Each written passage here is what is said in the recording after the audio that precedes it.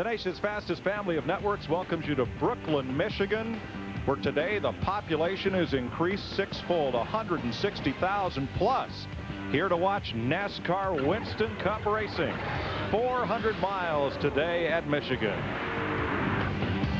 The late Dale Earnhardt had 2 victories here on this 2-mile D-shaped super speedway, and yesterday his oldest son Kerry broke through to victory lane at Michigan, winning the ARCA Remax 200-mile race. Kerry's younger brother Dale Jr. has also seen success here. He's awaiting the start with Matt Yoakum. Mike, 2001 has been a very productive season for Dale Earnhardt Incorporated. 3 wins with 3 different teams.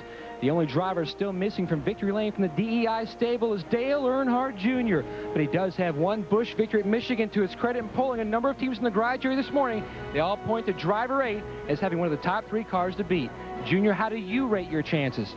Well, if we got any car like we had yesterday, we should whoop some ass today. It just depends.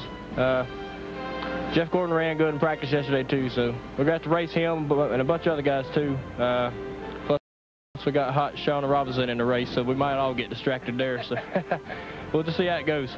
Well, he hopes to let the domination commence from the 7th starting spot. Steve Burns? Well, Matt, Ricky Craven has been struggling for 3 years to get a once-promising career back on the fast track. Great run at Dover last week. Ricky, today you start 5th. Can you feel a win here at Michigan? You know, it's funny you say that. A year ago today, I'm sitting on Moosehead Lake in Maine floating around, and I got this wonderful opportunity to drive the Tide forward, and in 13 short weeks, this team's really come together. And I want to pick up where we left off last week, because last week we gave ourselves a chance to win, and I think qualifying like we did this week, we gave ourselves another chance. Well, good luck, Ricky Craven. To Speedway Illustrated's Dick Berggren. As Shauna Robinson walked to her car moments ago, other drivers and crew members reached out to shake her hand and wish her good luck. When she was introduced to the crowd, they roared their approval. Shauna, everybody's with you. How are you going to run your race? Smart, patient. I don't have anything to prove out here except I need to finish this race and learn so that I can be out here next year full time. And my goal today is just to be smart and finish this race. Godspeed. Mike Joy? 42 men and 1 woman are strapped inside the 43 fastest of 48 cars that came to attempt to qualify for this 400-mile race on a track that dates to 1969. Muhammad Ali, one of the honorary Grand Marshals, as we go trackside for today's opening ceremonies. Race fans, would you please rise to your feet and remove your caps for the invocation from Motor Racing Outreach. Here is Chaplain Lonnie Krause. Would you pray with me, please? Father God, we thank you for this beautiful day that you've given us to race here at Michigan. Thank you for the sport of NASCAR and the opportunities that it allows us. God, we ask today that your hand of protection would be on every man and Shauna as we race this race today. We'll give you the thanks for it. Amen. And now please remain standing for our national anthem. Here from Monroe, Michigan is Cherie, whose recent demo was nominated for Outstanding Country Music Recording of the Year by the Motor City Music Foundation for the Detroit Music Awards 2000. Cherie. Oh, Canada, our home and native land, true patriot love, in all that sons command, with glowing hearts we see thee rise, the true north, strong and free, from far and wide, oh Canada, we stand on guard for thee. God keep our land glorious and free. Oh Canada, we stand on guard for thee. Oh Canada, we stand on guard for thee. Oh, say, can you see by the dawn's early light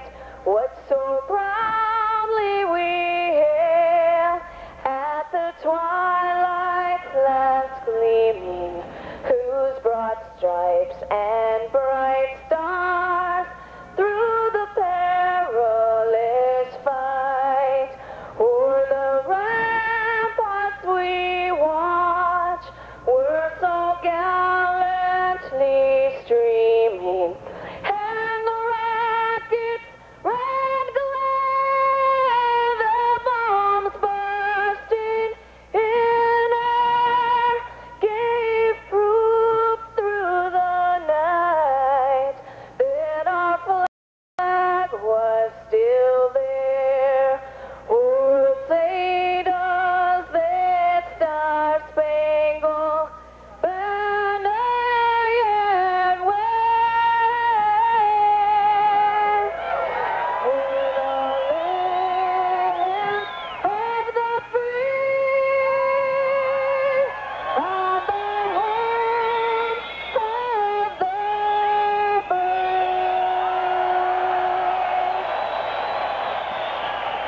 Now race fans, Gary Kramer, Muhammad Ali, and Chuck Conaway for the command. Drivers, start your engines.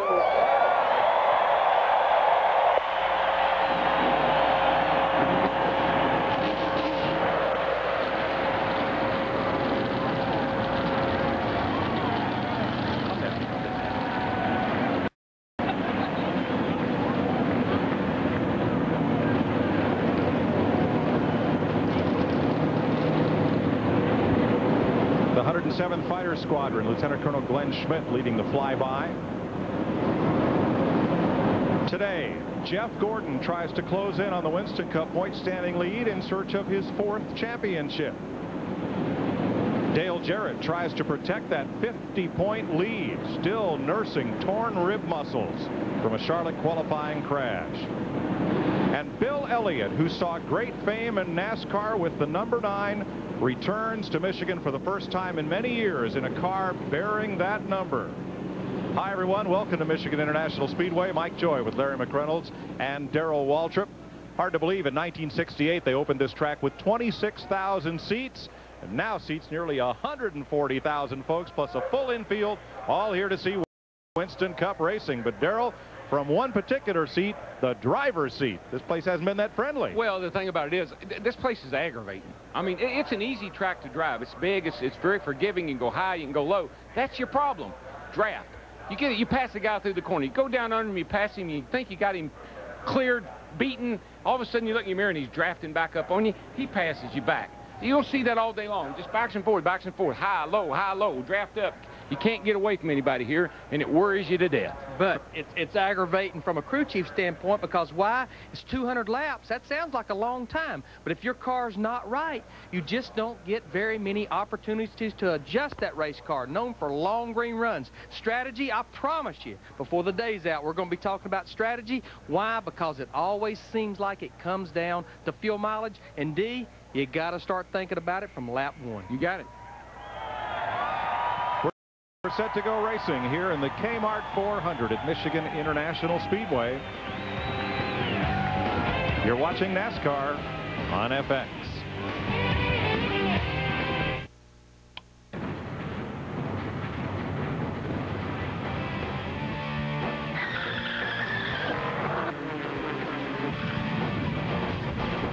Three cars have rolled from the starting grid here at Michigan International Speedway to start this 400-mile race, race 14, the Winston Cup Series for the year 2001. Happy to be with you today on FX.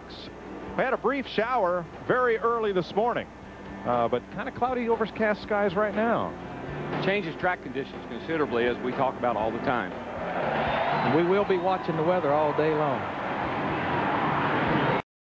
So let's have a look at today's Castrol GTX starting grid.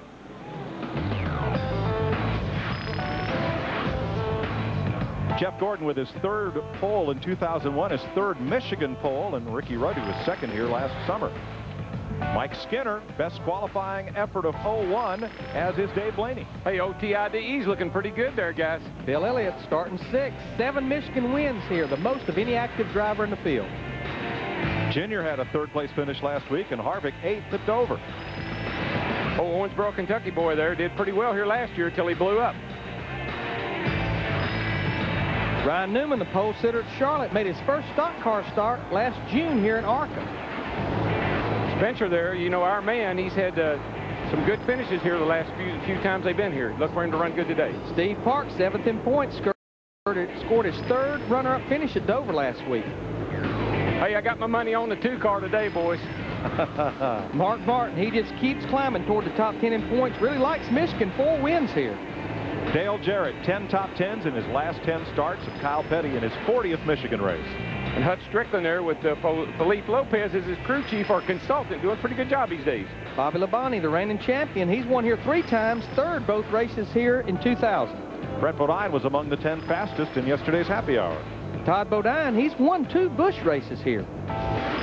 Matt Kenseth driving the car that won Charlotte last year, and Shauna Robinson, first woman since '89 to race in Winston Shauna. Cup. Go, girl.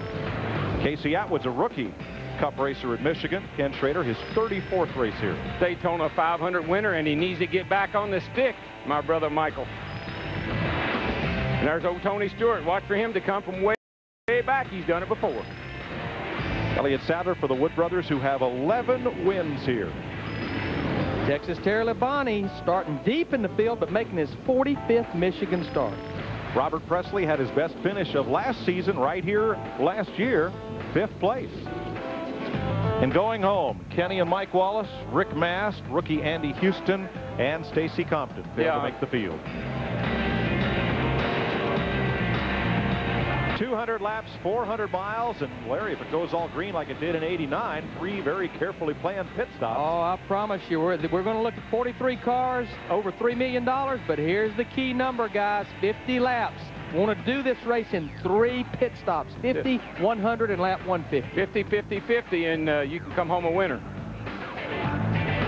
But the old driver, he's got to take care of that. He's got to be easy on that carburetor.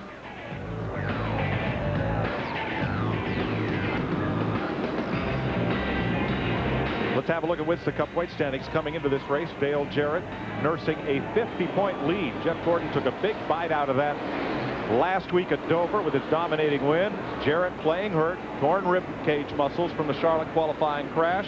Tony Stewart's moved up to 4th. Johnny Benson backslid to 8th.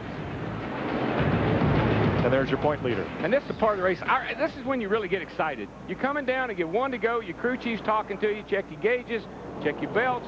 Let's move the tires around a little bit. Get them cleaned up. We're going to go green next time by, and buddy, your heart's a thumping. And he's walking around, he's talking to each one of those guys that goes over that wall saying, look, every pit stop today, green flag stop, no mistakes. Every stop's going to be critical.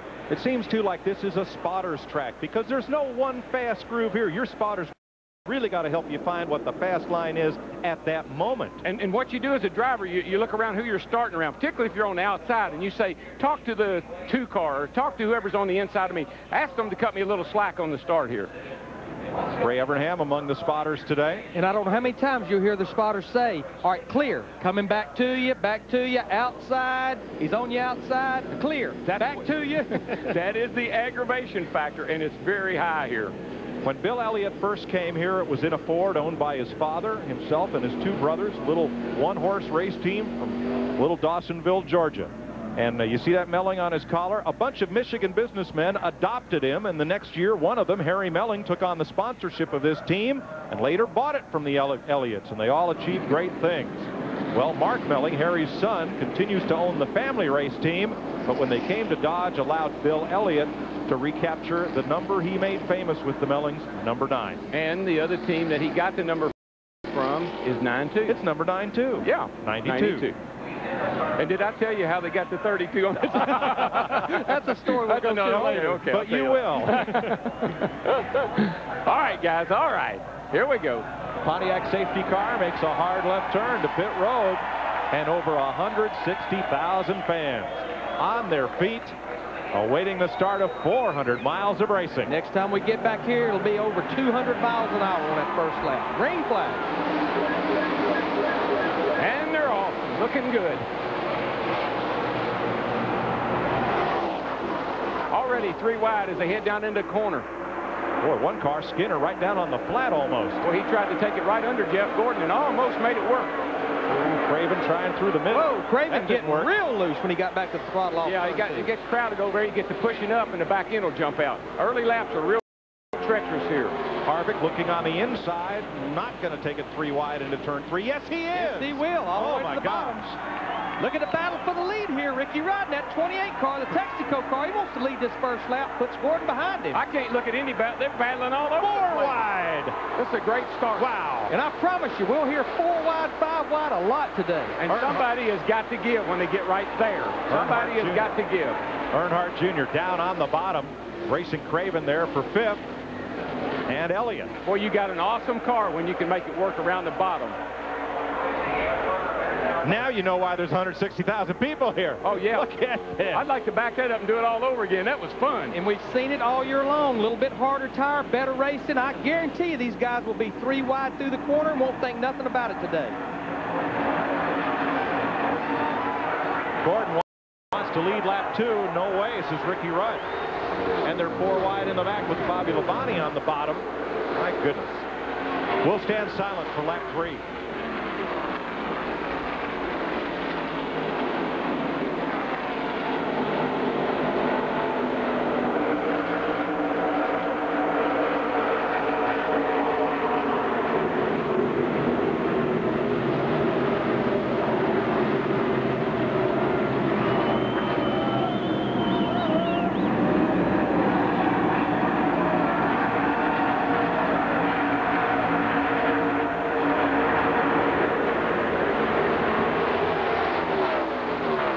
Silent lap 3 to honor the memory of 7-time Winston Cup champ Dale Earnhardt as Jeff Gordon takes the lead. Gets those 5 bonus points, all important 5 points in this championship.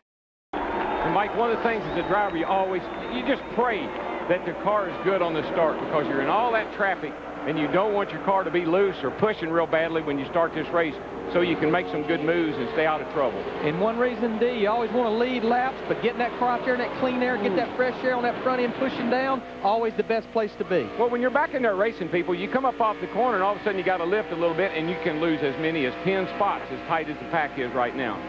Big battle right here at 17th. Kurt Busch trying to slide up behind Rusty Wallace. That's Jeff Green on the left of your screen, the Busch champion, racing for Richard Childress in the number 30.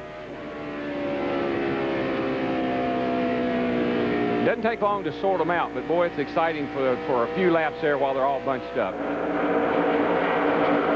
Battle for 3rd. Dave Blaney, best qualifying effort in the Bill Davis car as he battles Mike Skinner. We look at Dave Blaney in the 93 car, spun out in practice yesterday, didn't hit anything. Dale Earnhardt Jr. lost the motor about halfway through the final practice, spent most of that practice in the garage area. Him and Skinner real close together in that 31 car, but had to put their race motor in without running it at all yesterday. And I bet if you ask Blaney, so I'm glad I did that yesterday and not today, because I'm starting up front. That could be big trouble. Blaney, who led a lot and coulda, woulda, shoulda won back at, Atlanta early in the season. Yeah, I'm sure he's still kicking himself about that one. That's one that got away, there's no question about that. And a hello to his car owner, Bill Davis, who's been released from the hospital and back in High Point recuperating. Or Thomasville, rather. Now, Mike, just to show you how fast the front cars get away from the guys in the back. Here comes Gordon and these guys down to the line now. They're going to go across the line now, and the last car is up in the middle of 3 and 4. That's how quickly they get sorted out here in about 5 laps, 6 laps. But all it takes is a little side-by-side racing. They get lined up, they'll catch right back up. Catch right back up.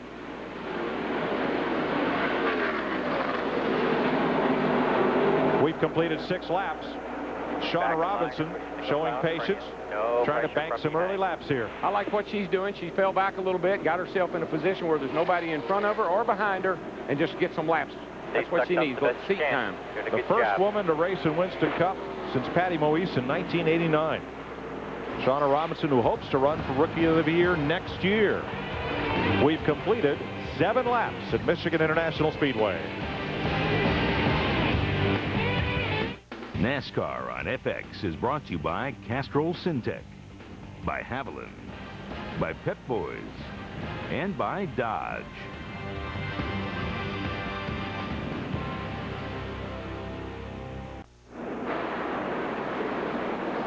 Jimmy Spencer, coming off turn 2, has brought out the first caution of the day.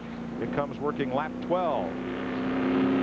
He's got a little damage to the nose of the car where he came down off the banking. I can't tell, but I believe he hit the right side of that car. The left rear looks a little skewed to me.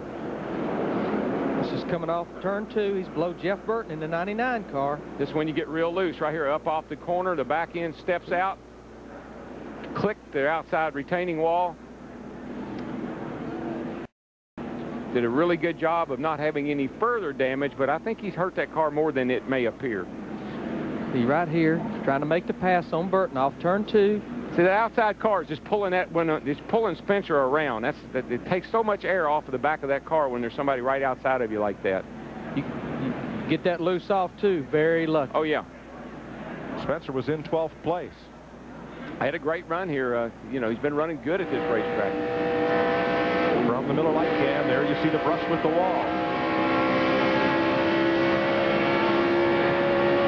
Matt Yoakum. And Wayne Jenks having a tough time getting that jack under the left side of the car. 4 flat spotted tires for Jimmy Spencer, and he's down and away. A couple more pit stops. Mike Skinner is coming in, Bill Elliott, Kevin Harvick. Not all the leaders coming in, though. What we're seeing here, though, their cars were not right. They know this is a good opportunity to get to pit road and adjust it. Plus, if you couldn't run 50 laps on fuel, good chance to get some fuel in that car. Maybe now you can do it on 3 stops. Dick Berggren. Well, Mike Skinner is a little bit loose on the way in, a little bit tight on the way out. He had a great qualifying run for this race car. This team bad needs a win, and they're trying so very desperately hard. A 2-tire change for Skinner, see if he can get a little bit more speed through the corners with that. There's also rubber, a spring rubber laying on the racetrack. They changed that. Dick, Jeremy Mayfield just came down pit road. They had a little bit of a problem on that left front. He said the car was free going in, tight coming off. They made an adjustment with wedge on the 12 car of Jeremy Mayfield. A loose tire, unfortunately, unlike last week on Dover's narrow pit road, it finds its way to a halt without anybody hitting it. But whoever's tire it is, they're going to have to come in for a stop-and-go penalty. They're going to make this restart at the back of the field.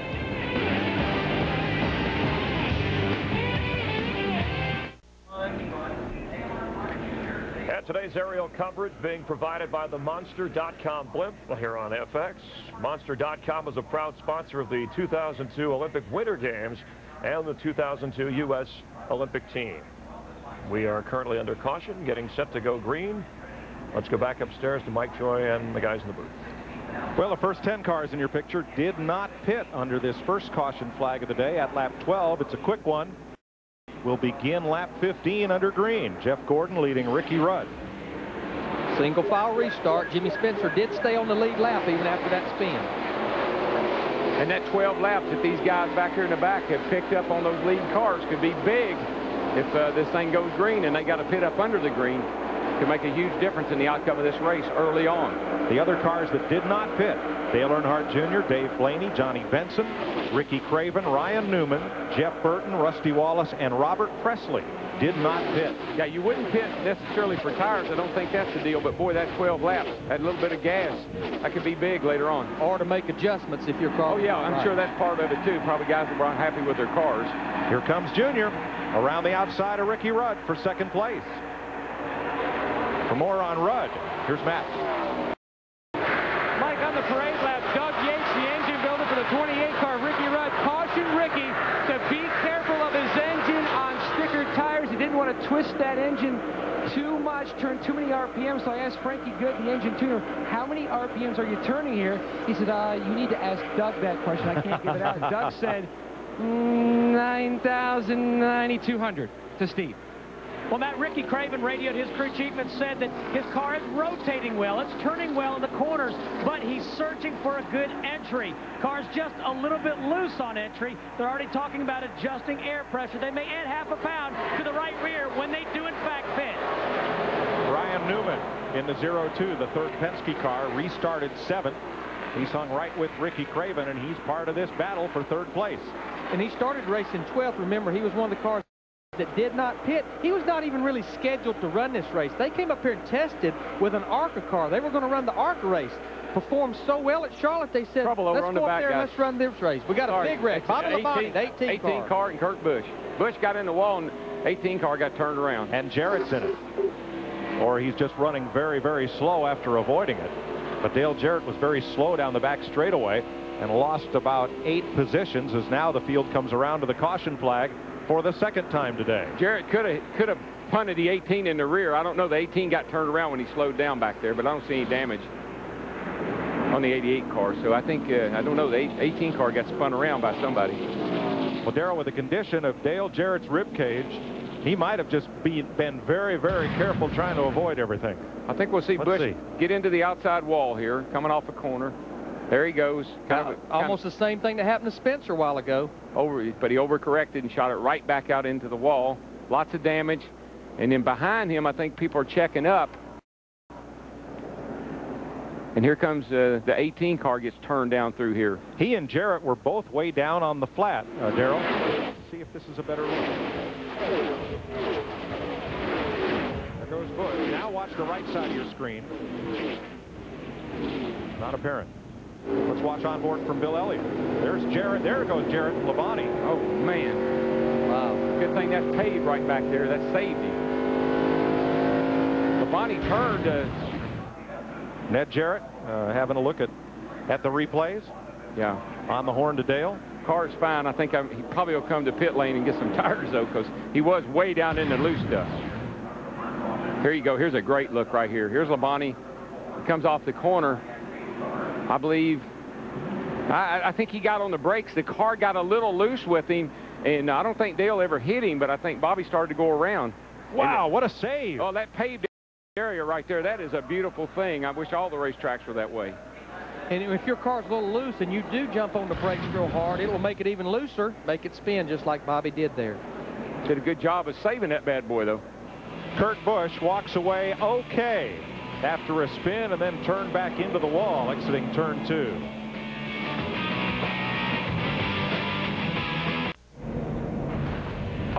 FX welcomes you back live to Michigan International Speedway on Friday. Be with us for qualifying on Fox Sports Net as we get you ready for Pocono. That's 2:30 Eastern, 11:30 Pacific.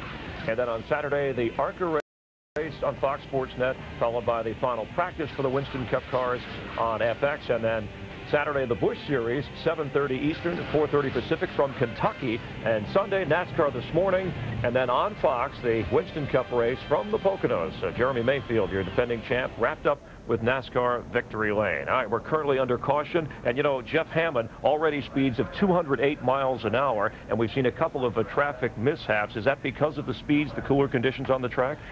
Chris, I really believe the cooler conditions are kind of helping that, because we're running a harder tire than normal here.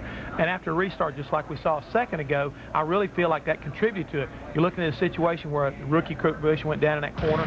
I believe he had air pressure not quite built up, harder tire, cooler conditions, and all of a sudden it does get away from him. Here at Michigan, a lot of times you need to start the race with the car a little bit freer, because normally the track does tighten up. So if you kind of got a loose condition, harder tire, low air, hey, spin around.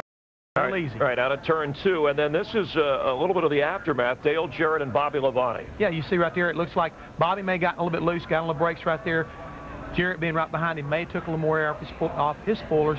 Plus, maybe some debris on those tires, cool tires, harder tires again, could all help this. Yeah, now DJ, already we talked about the muscle, the tear in the rib area. This is his onboard, and this is what he saw going through that with Bobby Labonte. Yeah, as he goes down in the corner, he backs off a little bit. He sees Bobby gets a little bit loose right there and just barely gets by. He's very fortunate in that situation not to get caught up any worse than what he did.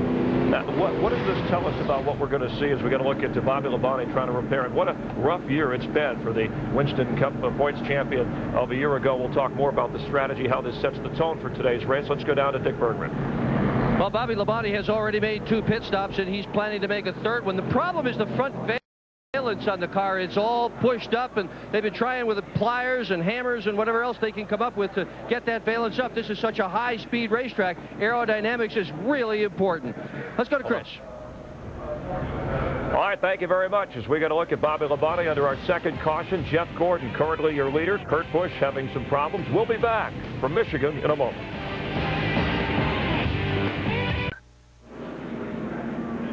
Yeah, welcome back, everybody. And look, here's a crossover gate right here. That's where cars have been coming across the racetrack all morning long, in and out of the racetrack. And I believe that that's the culprit for these last 2 spins.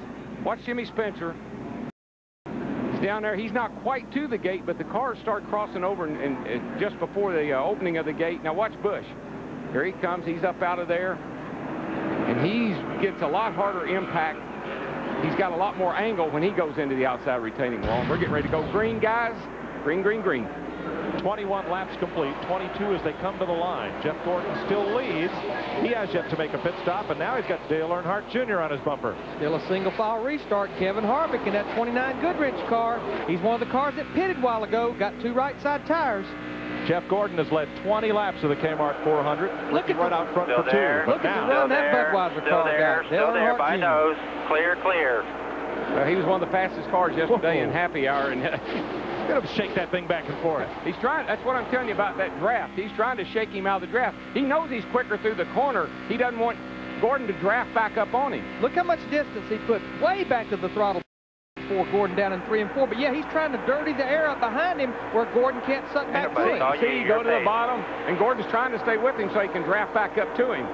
Johnny Benson coming for 3rd on the inside against Ricky Rudd. He's been coming and coming, started back in the 10th position. He's going to take the 3rd spot from Ricky Rudd. Down to Dick Berggren. Well, early on in the pace laps, Jeff Gordon told his crew he could hear him fine on the front stretch, but he could not hear them on the back stretch. Complained again about that under race conditions.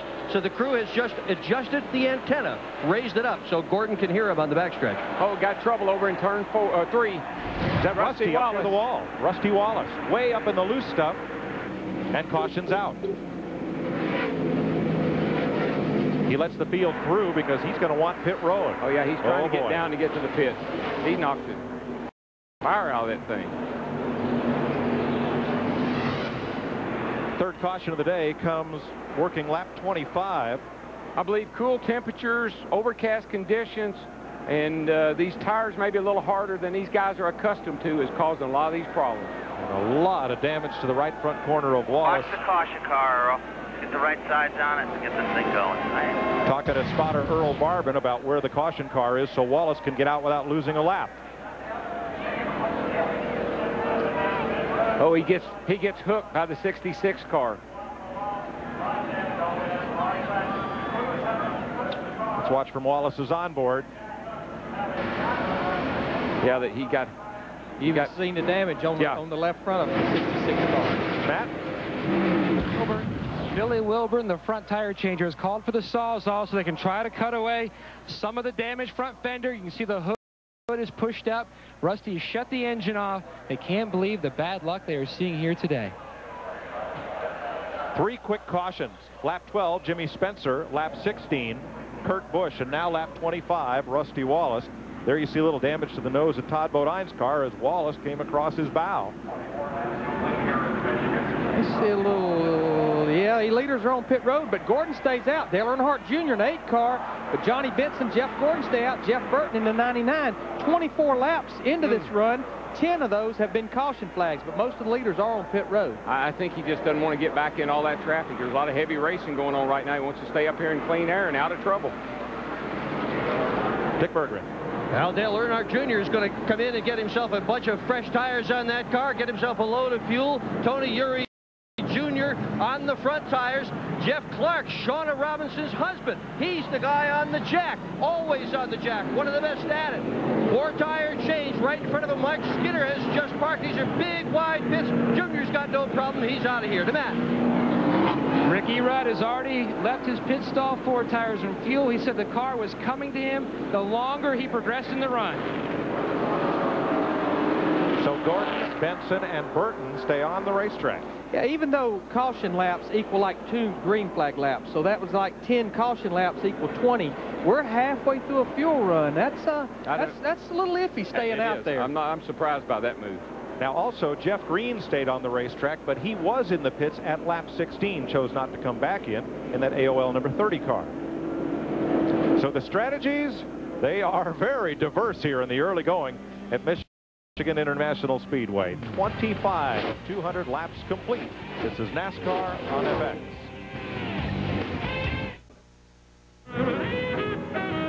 Hey, batter, swing. Come on. Strike 2. Another swing and a miss. That's what you get for midget racing instead of Little League. Oh. Hey, man, you're the stick and ball guy. Tell me what I'm doing wrong. Looks like you're swinging right. You got the right equipment. But those shoes, I think it's the shoes. That doesn't look right. My shoes? What's wrong with my shoes? Well, we eventually got him cleats, and you should have seen him hitting. Next week on Fox Saturday Baseball, presented by Radio Shack, the Yankees go across town to take on the Mets in a rematch of last season's Subway Series, or Jason Giambi and the A's battle the Giants for the Bay, or other regional action. It all begins with This Week in Baseball next Saturday, 12:30 Eastern and Pacific. Check local listings for the game and start time in your area, and watch the entire baseball season unfold across the Fox networks. Time now to get back to racing here in Michigan. Let's check in with Steve Burns. Thanks, Chris. Kurt Busch just out of the infield care center. Assessed the damage to his race car. Kurt, are you okay? What are you going to do from here? Things are fine. It's just tough to go out 2 weeks in a row real early like this. And this was a new type of car.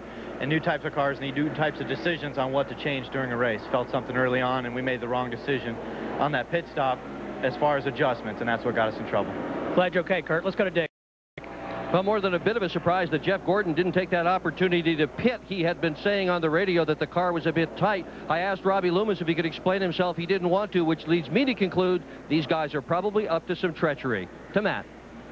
Well, Dick, Steve Park pitted earlier on the second caution, took on 2 tires and made a track bar adjustment. He was loose. This time he only took a gas and go for track position. Also the 93 car, no adjustments. They came in fifth, and they are well back in the field. Well, if Darrell and I weren't in Kentucky next Saturday, we'd be at the stadium for the Yankees-Mets game. Hi to Joe Buck and Tim McCarver. You know they cranked it up last week on Fox Saturday Baseball? Oh, they did. They did crank it up. I bet the fans loved it. Now, wait a minute. If they crank it up, how about let's crank it up on this restart? How about that? All right, strap your TVs down. Let's crank it up one time. Yeehaw!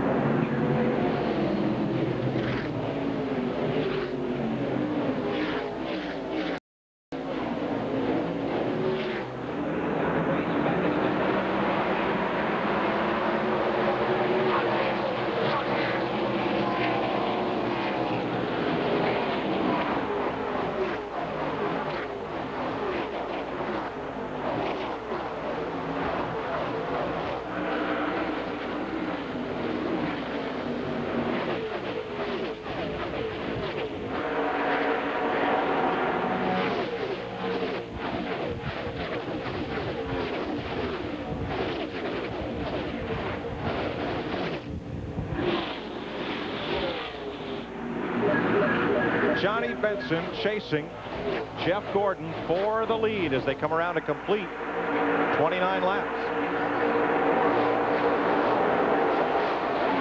And here we go, 3 wide again.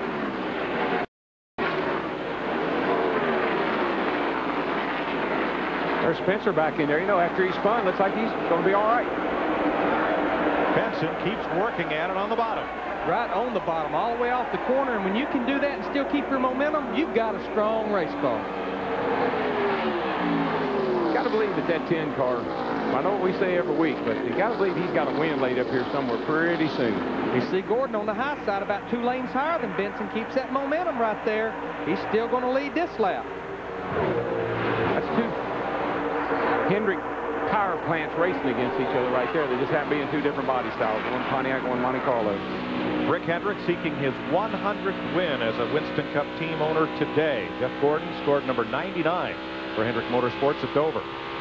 These 2 cars now, Johnny Benson in the 10, Jeff Gordon in the 24, Jeff Burton in the 99. That's the only 3 cars that have not pitted. And from provisional land, here comes Tony Stewart. And speaking of Rick Hendrick, we want to be sure and say hello to Papa Joe today. He's in the hospital, and, you know, he was just in there a few weeks ago. He needs our prayers right now. We need to pull him out of there. So, get well soon, Pop. Here is Stewart's progression. After taking a provisional starting position, he had engine trouble in qualifying on Friday. You knew it was just a matter of time before he was up toward the front. He's moved from 18th to 4th in the points in the last 7 races. That is quite a march. And he won here a year ago. This from what, 28? Way back, and this is a brand new race car, but they did the Goodyear tire test here a few weeks ago. Ran over 250 laps in race conditions. In 11th place, Bill Elliott. Trying to move underneath and up. That's Ward Burton just ahead. Talked to Ray Abraham. He said Bill was pretty good. He didn't know how he would fare in the race, but he wasn't over-optimistic that he'd win this race. But he said he thought he was pretty good, and there goes Jarrett right by him. Dale Jarrett, that UPS car, all the way from the top of the racetrack to the bottom before they got to turn 1. He's going to pass both these guys. Kendall's in the 17, Elliott in the 9. Before you get a run like that, you get some momentum up, and those other guys lift just a teeny bit coming off the corner, and you can go right on by. Boy, he looked like Ronnie Bouchard at Talladega on the last one. Boom, to the bottom and by. Yeah, where'd he come from? Yeah, right. Rusty Wallace has made repairs. Now, the only car out of the race right now is Kurt Busch. And everyone on the track is on the lead lap. I think they're taking Rusty's car back into the garage. Whatever's wrong with it, they got to take it in there and work on it some more. Probably put a fender on it. Yeah, I mean, aerodynamics, the front end, you've about got to have the whole front end on the race car here. You're running such fast speeds, and NASCAR is going to make you maintain a certain speed to stay out there. Yeah, and it's 200 mile an hour. You can't maintain 200 mile an hour with no right front fender. Boy, look at the run, Ricky Rudd in that Texaco Havoline car. Yeah, he got a heck of a run off turn 2, Larry, after pit stops. He took this last restart way deep in the field, but he's come on strong. Battle for 19. Still outside, still there.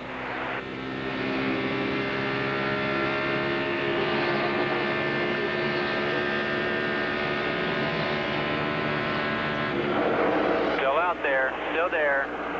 Clear now, clear. That spot Still is clear. so important. Kevin Harvick's going to get sandwiched here. Hamilton on the outside, Rudd on the inside. Got another great run off turn 2 over there, Larry, right on the bottom. Got to run on those guys that are running side by side. You get draft off of them, you go right by them. When Dale Jarrett led every lap here 2 years ago, the place he was strongest was right there, Darrell, off turn 2, and he just flew by him on the back. Whoa, Ricky Rudd just about to run out. Sorry, Mike. That's all he right, was just Larry. about to run out of racetrack in front of Bobby Hamilton in that 55 car. But that's what happens here. You're turning off the corner, your car's moving up, and the wall comes up, and you've got to yank it. View from the Monster.com blimp. Looking at the competition around turns 1 and 2 and into that back straightaway. And Junior pokes his nose out underneath Kevin Harvick. Yeah, well, Junior and Ricky Rudd were having a heck of a race there for a little while, but Rudd has proceeded on. He's right down the bottom of the racetrack. Look how much he pulls Kevin Harvick right there. I mean, 4 car lengths in about the distance of about 50 yards. If you can run the bottom, if you can run the white line around this joint, then you've got an awesome car, and you're going to make some great time. Teammates together. Michael Waltrip behind Earnhardt Jr. from the Goodwrench, or from Harvick from the Goodwrench camp. And a look back from Michael Waltrip's Napa cam. That's Brett Bodine right behind Michael. Brett Bodine in 11. He was fast in practice yesterday in the final practice, so Yeah. he needs a good run. That's 19th, 20, and 21st right there, all running together. And add Ryan Newman and John Andretti to that group. Still running very well. Kevin Harvick, look at the run he's getting on the bottom. And Darrell, we're seeing cars be able to keep that momentum off the bottom, and that's a sign to me that some of them's got some pretty low gears. Yeah. It'll carry that momentum off the corner. Let me tell Higher you, gear, you got to be up top. I heard them talking about 88 to 9,200. That's an incredible amount of RPM for this race. The only thing that saves you is 400 miles. If it's a 500-mile race, you wouldn't be doing that. But here it's only 400. They lean on them pretty hard, and it makes a huge difference. Blaney and Rudd for 15th place down the back straightaway. Let's go to Steve in the garage. Mike, with Rusty Wallace, crew hard at work on the car. Rusty, tell us what happened. I tell you what, I really don't know what happened. I came down the back straightaway. Car's running great. I'm running 10th, I think it was. And all of a sudden, the 66 just drives right in the back of me and turns me sideways into the fence. And I don't know what the heck the kid was thinking, you know. I don't know if he got a good run or what he was doing, you know. But drove up under the fuel cell and turned the car sideways in the back straightaway and went head on into the wall. Rusty, can you get back in the race? You're in a points race. Yeah, I am in a points race, and that's the reason we got one shot to get the thing right. That's NASCAR's rules, so we're bringing it back to get the A-frames put on, a control arm, get the thing where I can run it and get some laps. Thank you. A disgusted Rusty Wallace. Sterling Marlin running the bottom in that Coors Light number 40 against Jeff Burton, pulling past Burton for 3rd place. Started back in 29th position. They came here with this race car untested, hadn't been to the wind tunnel with it, struggled with it a little bit on qualifying day, but they've been getting it better all weekend long. And I don't know what... Oh, there's Todd down in turn 4. Now, 2 laps ago, Todd Bodine had slowed coming down the front straightaway as if trying to diagnose a problem. Now, he has one. He hit that wall pretty hard, looks like. Caution is on the Speedway, and remember, he's the one that got in the back of Rusty. Rusty was just talking about Todd Bodine. Caution at lap 39. Johnny Benson to lead Jeff Gordon back to the flag. No driver has yet been lapped on the racetrack, so there's no battle back to the caution flag. And just to pick up on Sterling Marlin, I don't know what the rest of the Dodge teams are doing, but I know this cat's got it figured out, and that needs to be their prototype because he's up there every week.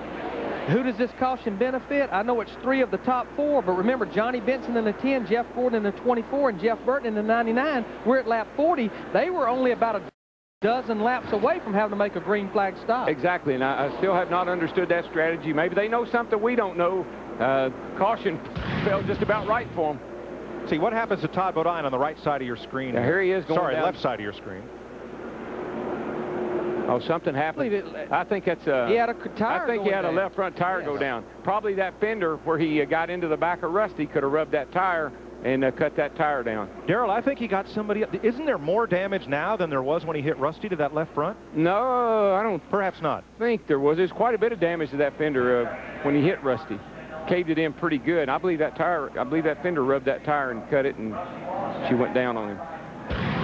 I think you're right. We're just looking at a different angle here than what we saw previously when it looked like the nose was just barely smushed.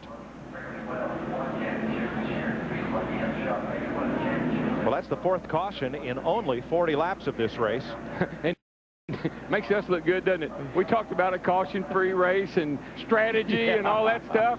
But this race always has a knack. Somewhere about halfway, you'll think a caution never will come again. That's why these booths have windows, so we can take all our plans and notes and just throw them right out. But we don't. I always love to say we don't make this stuff up. When they drop that green flag, we never know what's going to happen. But one call we did make, everybody's on pit road. Oh yeah, I think they got to come now. Only car that stayed out was a pace car. Johnny Benson leads him down pit road. Steve Burns.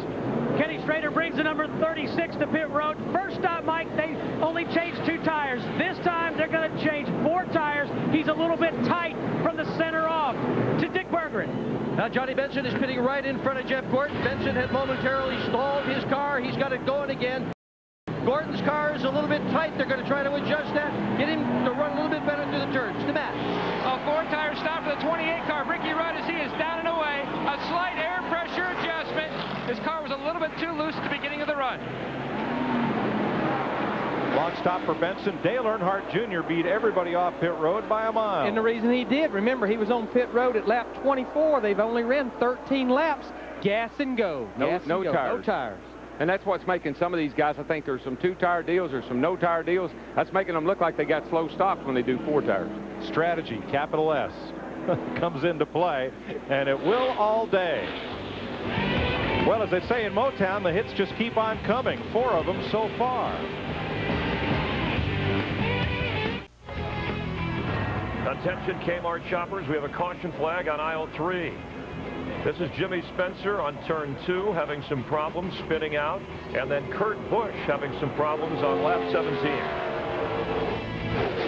In the Sharpie car. At the straightaway, we see Rusty Wallace got together with Todd Bodine and sent him into the wall. He's trying to repair his car. Then Todd Bodine actually cut down a left front, it appeared, and got into the turn 2 wall. At this race here in Michigan, there have been 3 races that have been caution-free. This not one of them. Already 4 cautions within the first 40 laps. The record for this particular race on this track is 8 cautions. Is there a logical explanation, Jeff? No, there's not a logical explanation. As the guys were saying earlier, it's so hard to figure out what's going to happen at a racetrack, especially when the weather changes like it has here.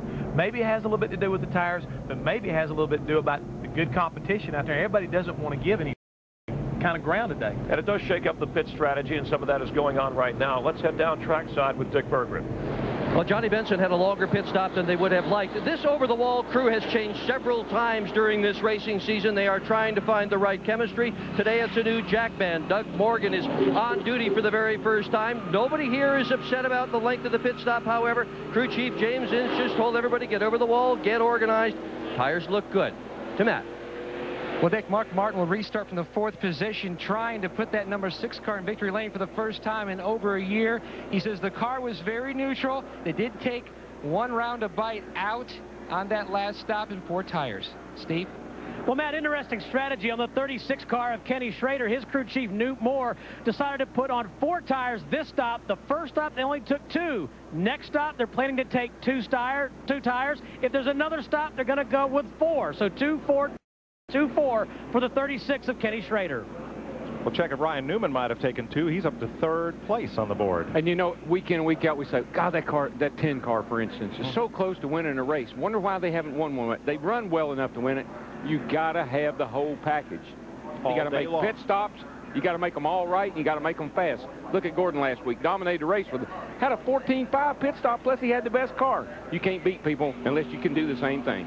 And do it time after time, all day long. Week in, week out. Yep. That's how you win. Let's get back to green here to begin the 45th of 200 laps. Now, as we said, Dale Jr. took no tires. He just come in, got a little fuel, and he was right back out there. He thinks he's got a fast enough hot rod, I believe. He's driven off and left a lot of these guys by running that low line. Oh, but Mr. Gordon is going to say hello. And goodbye. Maybe you ought to think 4 tires next time, little buddy. Well, he got to run off turn 2. Started way back in the middle of 1 and 2. That's just grip. That's a guy getting back to the throttle quicker and harder and coming right on around you. Now, Sterling tried Jeff Burton on the inside, but it's cost him a spot or 2. He's back there battling now with Dale Jarrett and Schrader. When they put tires on these things, everything changes for a lap or 2. You just don't know who you're going to have to race. Or how close. Well, and we know Sterling's fast. He was up to 3rd place, but look what happens when you get in the wrong spot. Here they all go, drafting right by you. It's a lot like Talladega or Daytona. The draft is so effective. Stewart squeezes up next to him, battling for 8th place. Todd Bodine has come to the garage. Steve is with him. And he's just out of the care center. Todd, what happened, and are you all right?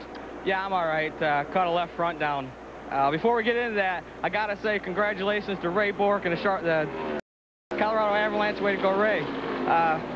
Yeah, I tell you, this is incredible, our luck. We've had a fast car a lot. When our luck changes, we're going to be right at the front of the pack every week. Kmart Blue Light Special was good. We made a lot of changes this morning, actually about 12 of them. A lot of educated guesses. The car was great. Got all the way to 13th and going outside of Rusty on the back straightaway, and evidently a spotter told him he was clear, and I was up on his quarter panel, and we got together. I hate it for Rusty. He runs good here. Rogers track and all, but our car was good, and had to come in and fix the fender, put us in the back. I got coming back up through and got loose, got the car squirrely, and I think it hurt the left front tire when I did, and it just went flat going in the corner. I had no warning. Started vibrating right as I got there, and it was too late. All right, thanks, Todd. Back up to Mike Joy. Oh, man, I'm glad you got back up here. Because, boys, I'm telling you what, these cats are racing hard. Yes, they are. Well, Tony Stewart was up on the outside, and they were 2 wide underneath him, and Stewart almost paid the price as Marlin and Benson nearly got together. Well, it's such a chain reaction thing. If you're in the throttle, you're going, all of a sudden your car breaks loose a little bit or starts to push. You got to lift out a little bit, and here they all come right around you. Gosh, Darrell, I'm going to have to put a new chip in you. You're bouncing off the rev limiter on that one, man, I tell you, we're not even 50 laps. I picked a bad week to give up Prozac. That's all I can tell you. These guys are making me nervous. Jeff Gordon is opening up a lead. It was 0.6 of a second on Dale Earnhardt Jr. last time by. Let's check him at the line.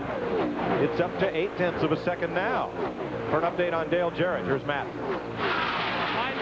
car Dale Jarrett has climbed from 7th on that restart to the 5th position. They had a 14.7 second pit stop, 4 tires and 1 round out on the 88 car. The interesting thing, the conversations between Bob Jeffries, the spotter, or Dale Jarrett, and Todd Parrott, the crew chief, look over turn 4. It's getting dark and getting darker. And it's only 2 o'clock, so that must mean weather's on the way. We've been watching Mark Martin in that 6 car, though. He's been running the bottom of the racetrack. Let's drift up on the straightaway off turn 4 right there. He's been about 2 lanes lower than Dale Jarrett in the UPS car.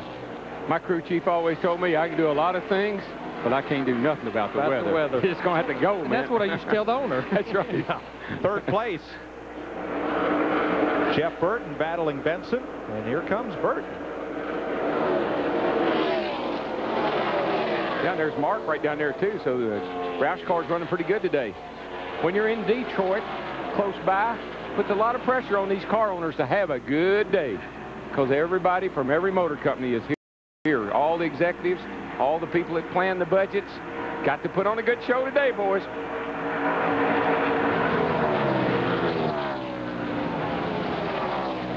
You know, it looks easy, doesn't it? Looks like it's a lot of fun. Guess what? Those guys are down in that corner, and they know that they got to keep that thing on the bottom of the racetrack, particularly when somebody's along the side of them. Entering the corner at over 200 miles an hour. Oh. 3 wide. 40's clear. 40's clear. You put old Mohammed on them. You float it down in there like a butterfly. And sting like a bee. Woo, if you hit that wall. Marlin moves in front of Jarrett. That's for 7th place. Schrader passes Ryan Newman. That's for 5th place. It's Gordon Earnhardt Jr. Here comes a bunch of guys coming so fast I can't pronounce their names. Here comes that Dodge of Sterling Marlin. Jeff Burton's 3rd. Mark Martin, Kenny Schrader, your top 5. Then Newman, Marlin, Jarrett, Benson, and Stewart.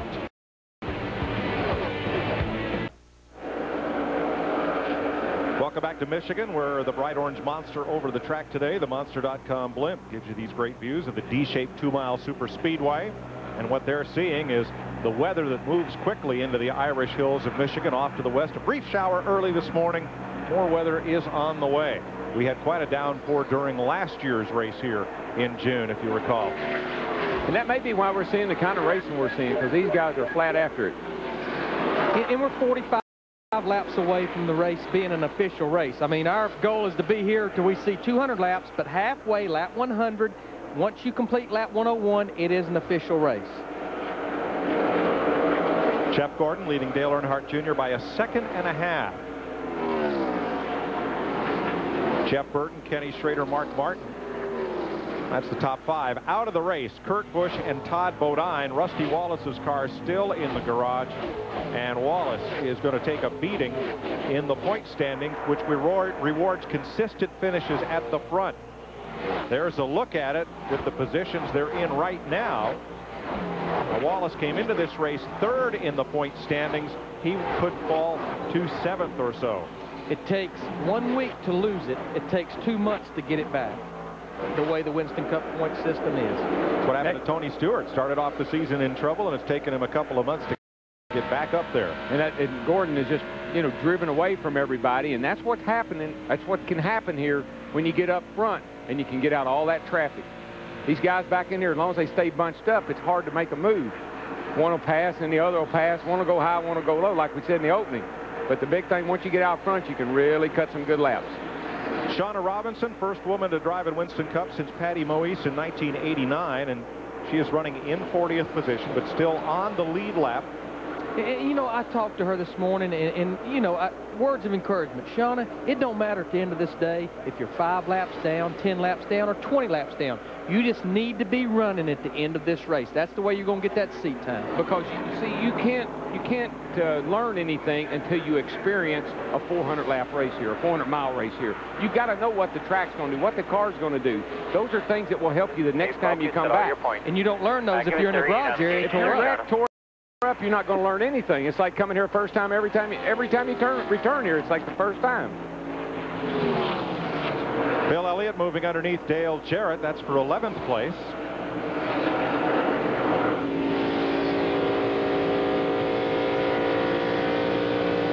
Elliott considered Dodge's best hope for a win at the start of the season and started off with a pole for the Daytona 500. And you see how Bill could get under Dale down here in the corner.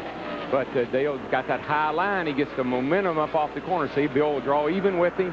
That backwards and forwards seesaw battle. Bill might be able to get away from Jarrett if he could ever slide up in front of him, but he can't quite get there. Ricky Rudd and Brett Bodine moving in on this battle. And that's what happens. Those two cars racing side by side, here comes everybody else, and the next thing you know, you're in a dogfight. It's just so good to see Brett Bodine in that 11 car having a good run. That's Robert Yates engines in that car. Bill Elliott all the way at the bottom of the racetrack in that 9 car. Here we go again. Darrell, I hear how aggravated you sound just talking about it. I can only imagine how hard it must have been to drive that way. Well, you know you got a faster car, and you get him down the straightaway, and you think, oh, I got him this time, and then you're on the bottom, and you come off the corner and say, man, if I just had another inch, oh, it didn't make it, and here you are side by side again. And here they are, just like Darrell said. Side by side. And you can't quit. I mean, Elliott says, I can't follow him. I'm faster than he is, but I can't get around him. Right now, though, a car that's faster than both of them is Ricky Rudd in that 28 car, but they're side by side in front of him. He's trying to figure out, okay, wonder which one's going to get the position here. Yeah, see, what Ricky will probably do is he'll use both of them. No. Oh, he may split them. It's going to go between them. Well, Bill said, you go on, you're faster than I am, and that's about what Bill said. But do you see what happens to Bill? He said, you go on, I'm faster than I am. He loses 3 spots, not 1. Yeah, Brett Bodine had a run, and here comes Robert Presley. Of course, Bill could have looked over and then looked back and realizing he was racing both the Robert Yates team cars and that they were going to gang up on him. Yeah, possibly. You know, this is a good run for Robert Presley in that 77 car. Remember, he started dead last, but this is the race car that he ran so well with at Charlotte. Top 5 all night long until he got into a crash. They repaired it, brought it here, and he's up there running in the 15th position. And he finished 5th here last year, his career best. There are the biggest movers in the field. Kenny Schrader from 33rd to 4th. Sterling Marlin, Tony Stewart, Presley. Man, I didn't realize Schrader was running 4th. Because that's about as good as he has run in quite some time. You know, some of those gains were through having a good race car. Some of them were through strategy. Hey, forget what I said about these team cars working together, would you? Well, like I said, possibly. Yeah, right. Possibly not. Rudd battling Jarrett, and that's now for 11th place. Jeff Green just in front of them. The difference in the team cars, more than likely Jarrett will let Rudd slide up in front of him and continue on, where he didn't do that with Bill Elliott. 3rd place battle, Schrader after Jeff Burton. Schrader got a pretty good old hot rod today, doesn't he, Steve? Hey, sure does, DW. You know, his best finish this year is an 8th at Atlanta. This is the very same race car. Now, they wanted to test here at Michigan in April, but the test got snowed out. Ooh, wow. I got rained out of Chicago this week. I was going to go over and help Compton and those guys, you know, and we got rained out, didn't get to run. And here comes Benson into play. Kenny Schrader's teammate in that 10 car. 1st and 2nd, Gordon, Earnhardt Jr., and a gap of 4 seconds from Jeff Gordon, the leader, back to that 3rd place battle.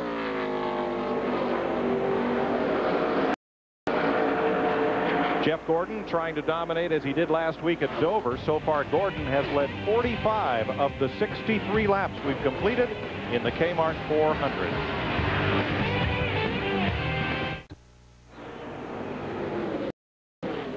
Welcome back to Michigan International Speedway.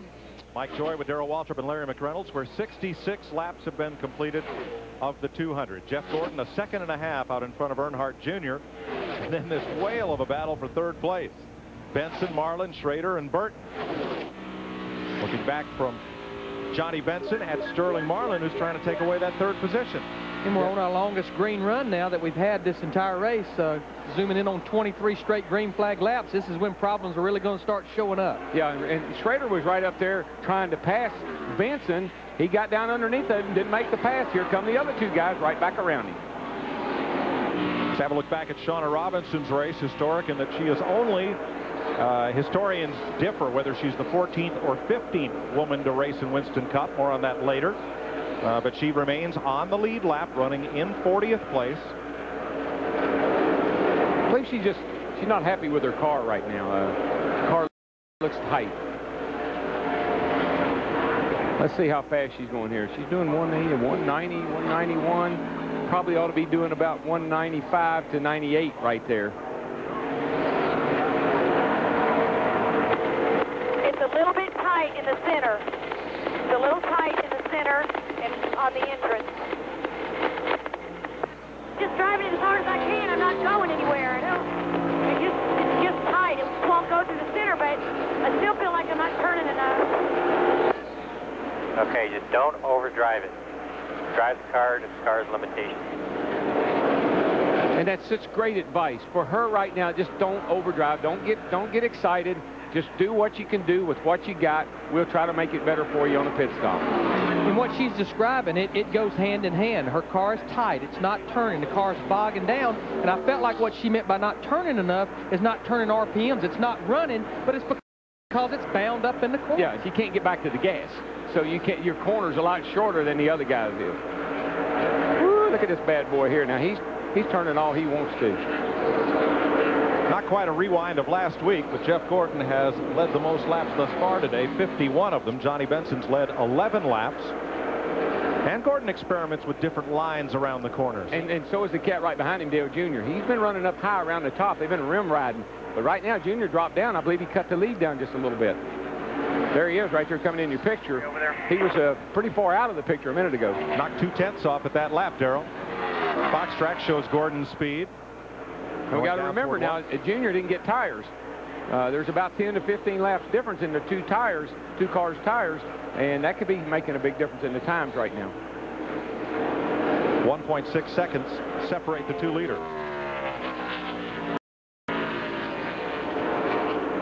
Jeff Hammond? Yeah, guys, maybe one of the biggest reasons why Jeff Gordon is trying to get out front, stay out front. I saw a member of their team headed toward the pits with a load of umbrellas and raincoats, anticipating maybe some rain. Dick Bergen, what you got going on there, partner? Well, we're talking about Jeff Gordon searching around for a line, and part of the reason he's doing that is that the car is getting tighter and tighter as this run goes on. He is particularly tight off turn 2 and in the middle of turn 3. Earlier today, he was complaining about being tight in turn 4. So he's trying to find a line that'll get rid of that so he can get still more speed, lead still more laps. And Dale Jr. has taken another 0.2 of a second from Gordon's lead as Jeff Green fends off Ricky Rudd. It's a battle for ninth right there. Jeff Green, another car, another team that we're not even going to run the race here by virtue of rain qualifying, messing up the Dover qualifying. They just decided to make this race up by coming here. You're on board the Home Depot cam of Tony Stewart, who has worked his way past those two and up into 8th place.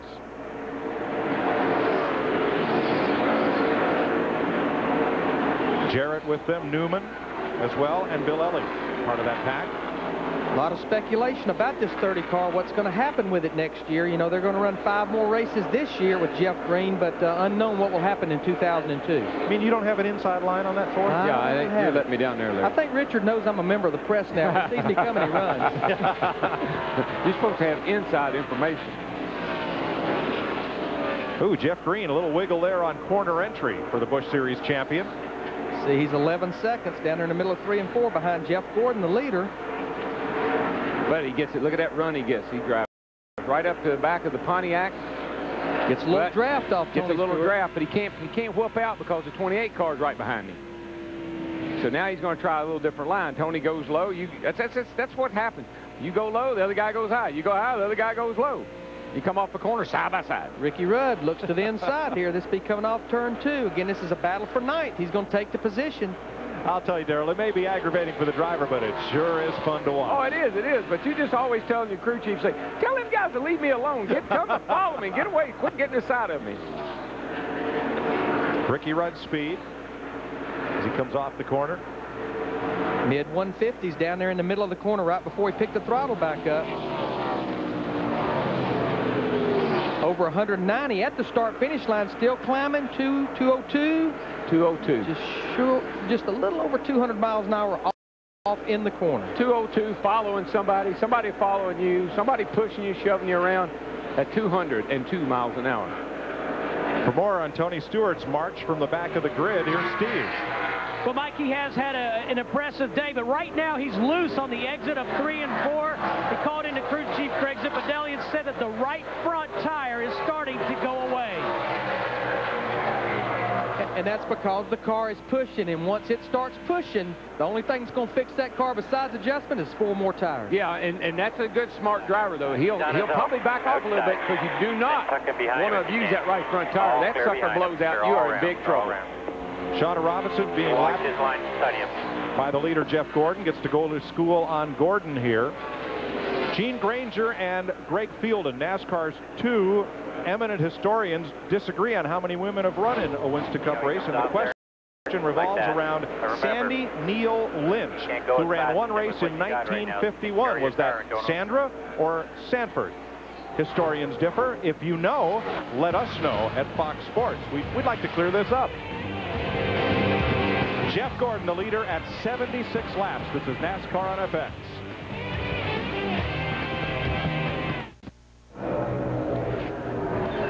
Welcome back to NASCAR Winston Cup Racing on FX. And don't forget on Fox Sports Net tonight at 9, an all-access pass with Kevin Harvick this weekend on NASCAR Victory Lane. We'll keep an eye on Harvick, currently running 15th in the race. And Shauna Robinson, the aforementioned, as Mike Joe was talking about her position, running at the back of the field, starting 32nd. She joined us on the pre-race show here Jeff Hammond, she made it clear that she's here to compete and to invest in her career. She's been racing since the age of 18. She's not just here to be a female who's driving, and of course the best finish ever by a female in Winston Cup racing is 5th. But she did make the point that they wanted her to wear a pink, I guess, fire suit or driver's outfit. She said, no, just I want to wear what the usual driver would wear.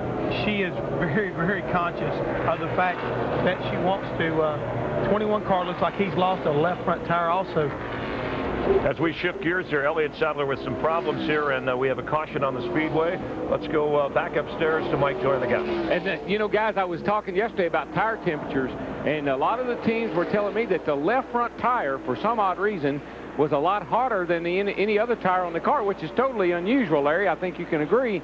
Normally, the left front's the coolest one. Well, it is, but remember, especially harder right side tire makes those old left side tires work a little hard. Plus, then some of the guys told me they were sucking that corner down with a lot of fender and a lot of rebound in the shock, so that may have something to do with it too, trying to keep that nose down on the left side. Puts us under the 5th caution of the afternoon here at lap 81. We're just 19 laps from halfway, and the skies to the west have lightened somewhat.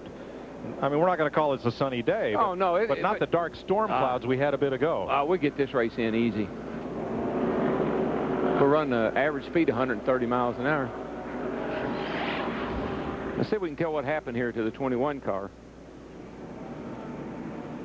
We're going to look at it here in a minute. They're still cranking it up for us. Here you go. There he's down in the corner. See the smoke already coming out from under the car. It's a left front tire that's... Boy, Bobby Labonte had to cut to the bottom. Well, that's a lot of damage. It almost looks like, I mean, the left front tire blowing out. I guess it could do that much damage to the front of the car, but I'm surprised how much damage is done to the nose. Darrell, the skid marks from that start just about 300 feet past the start-finish line. I guess if that carcass gets to wailing, it can really do some damage. Oh, yeah. Everybody to pit road. Only 2 cars a lap down. Ron Hornaday, Shauna Robinson, Steve Burns. Larry, let's see if Kenny Schrader takes 2 or 4 right side tires going on. Former NFL defensive lineman Tim Goad is the jack man. They will change 4 tires on the 36. No chassis adjustments. Tires only for Kenny Schrader to Dick Berggren. Jeff Gordon is on pit road. They better remember to clean the grill because there's a big piece of plastic that's on the grill. If they don't get that off, they are going to have a problem with it. Pitting right in front of him, Johnny Benson into the number 10 car. The map. In the center of your screen, Dale Earnhardt Jr. just pulling away. They made an air pressure adjustment in the right front and left rear. He said the car was real loose on entry. Skates the nose in the center, but very good off. 17.3 seconds. Jeff Gordon's crew did get that piece that was in front of the grill. Someone reached out and grabbed that before he took off. Well, great job by Sterling Marlin's team to get him out in 2nd place there, right behind Gordon. Those guys are really... You know, it makes such a big difference, Larry. You know this as a crew chief. When the car's running good and everything's going well, how pumped up everybody gets. It's easy to keep that crew pumped up, but you know who always seen it pump up the most? That old driver. Oh, yeah. He hit the end of pit road knowing he gained positions. He always said a lot easier to beat him on pit road than it is on that racetrack. Amen, brother. Now, they reached to the front of Jeff Gordon's car to get that piece. I'm not sure if they got it all that was in front of the grill.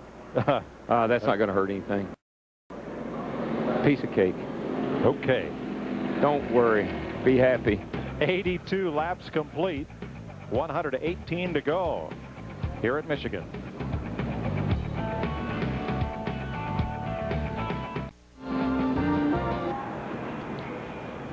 Welcome back to Michigan International Speedway, where we're working the tail end of the 5th caution of the day. Jimmy Spencer, the first one, spinning at turn 2. Kurt Busch crashing at turn 2. Rusty Wallace crashing in turn 3. Todd Bodine at turn 1.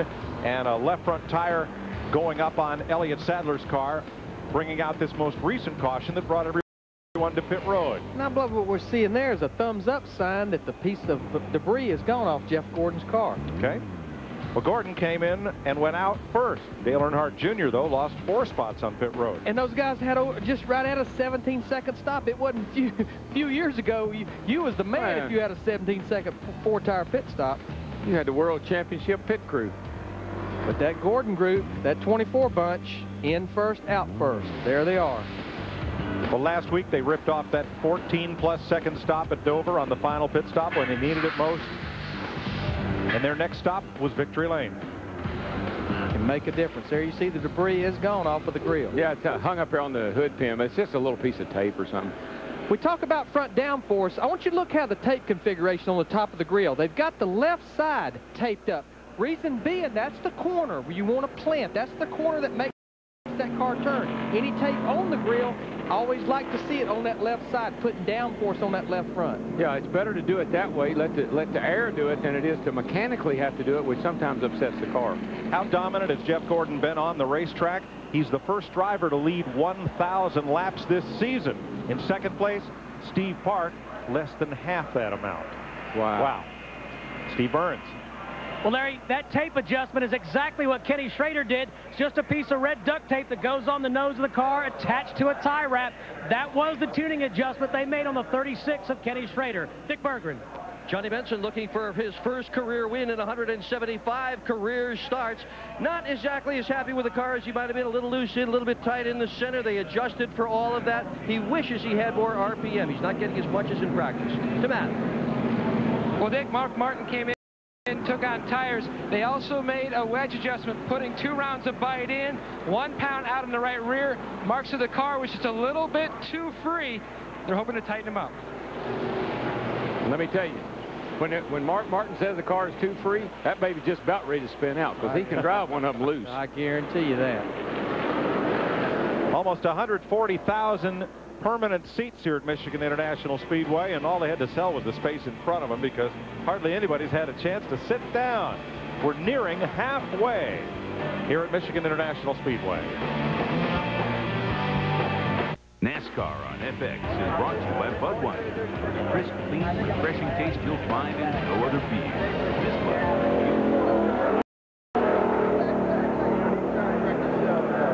Cleanup finishing up down in turn 1 here at Michigan International Speedway. 86 of 200 laps completed. The youngest driver in today's race, Kurt Busch, age 22. He'll turn 23 later this summer. The oldest driver, Kenny Schrader, turned 46 on May 29th. But it's time for Pep Boys Trivia. Oh, no. Music. I know it's coming. No. Oh. Who is the oldest driver to win a NASCAR Winston Cup race? CW knows old drivers. I know old drivers real good. Harry Gant. How old was he? 52. 52 years and 219 days when he won here in August of '92. I'm corrected. The youngest driver is Casey Atwood in this race. He is but 20 years old. Mr. September. He had a great fall season. I think it was, what, 1992? Yes, he did. Well, Tony Stewart on pit road as we end this caution period. Steve? Well, Mike, they had to bring the number 20 car back in and make sure all the lug nuts were tight on the left rear tire. When they did so, they took the opportunity to top off with gas. If you're going to be on pit road, you need to leave there every time with that tank completely full. Well, let me tell you, many caution laps as we've ridden around here, if I was at probably out of the top 20, I'd be on pit road topping my bad boy up. Well, now that's a smart call by Greg Zipadelli, because after they left their pit, they were informed they had to come back, tighten the lug nut. So you wait until your very last opportunity before you go green. Yep. And then you can stretch that fuel mileage. Top her up. Because fuel is, every time we get closer and closer to the end, it's getting more and more critical as to who can make it. Well, this would be the second time Stewart has had to come from the tail end today. Remember, he started way back in provisional land.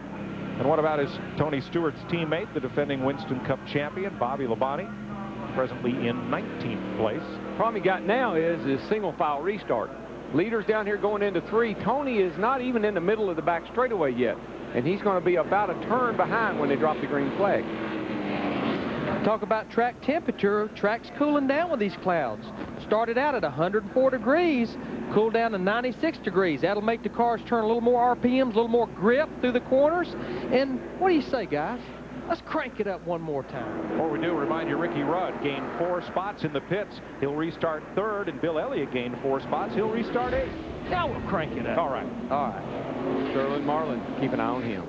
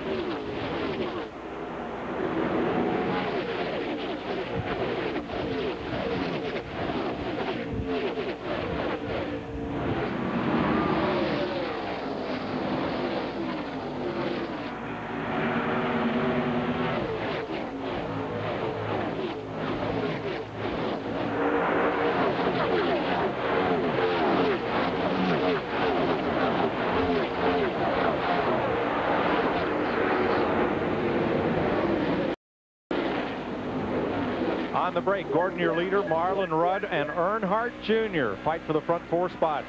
That Budweiser car, he is on a mission.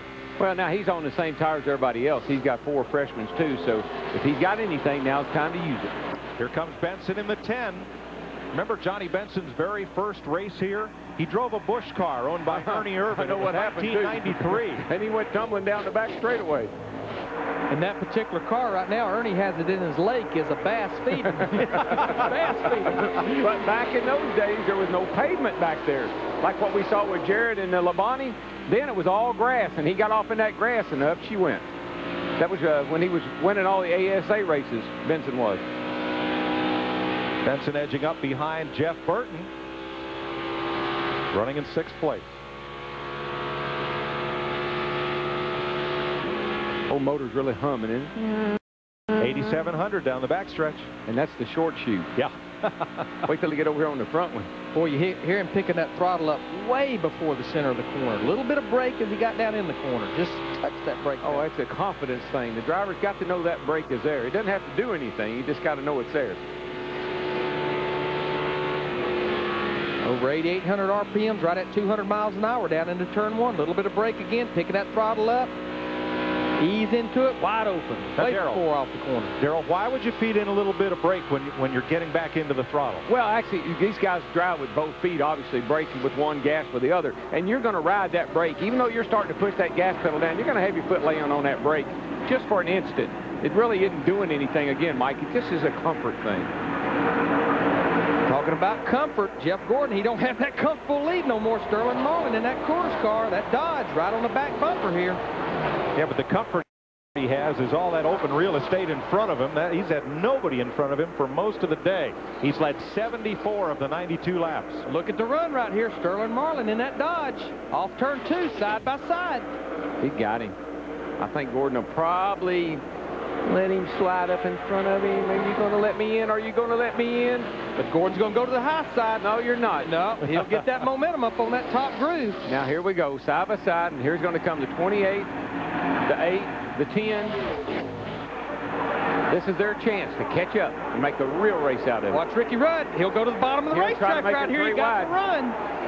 Thought better of it. Not a good move. I mean, you're going to put somebody in harm's way when you go down under them like that. Sterling knows he doesn't need to be up there beside Gordon, but when you see what happens, he says, okay, I'm going to fall back in line, and here's Ricky Rudd all over him. Rudd got a great run through the middle of the corner, but couldn't let the car sweep out. Yeah. That cost him. Yeah, you got to have the whole racetrack. Meanwhile, while this has been going on, Dale Earnhardt Jr. in the Budweiser car, he's right on the back bumper, Ricky Rudd. He's going to go to the bottom of the racetrack for 3rd position. And here again, you could run. They could run lap after lap. Now you got him in. See, these smart guys know what to do. That's what frustrates you. The smart guys know what to do. And you get back in here a little further, they don't always seem like they know what they want to do. If a guy catches you, there's a reason. Yeah, let him go. Follow him. He's faster. Now, the fellow who's been leading the 2nd pack, Mark Martin, has now backed up to 11th place. Matt? Mike, on Mark Martin's last pit stop, he entered pit road in the 8th position. Nothing wrong with the pit stop as far as the over-the-wall guys, but during that stop, the wedge wrench broke in the back window. So they lost some time, maybe a split second or so, trying to get this wedge wrench out of the back window, and that cost him 2 spots on pit road. Ouch. Terry Labonte running up high, keeping those flakes crisp. He is in 13th position. I believe he took a provisional, too. Started 42nd, next to last. Dicing and slicing with Ward Burton and Jeremy Mayfield. You know, he's the only driver this year that has started every race that has not led a lap. 2-time Winston Cup champ. Mayfield had a pretty good hot rod in practice, but right now he's running in 14th place, right there with Dave Blaney. Yeah, he's kind of just hung up. I mean, he just can't break out, and by the time he does, the leaders are long gone. It's the reason the work performed on pit road can be so important. Don't get me back in this traffic. No.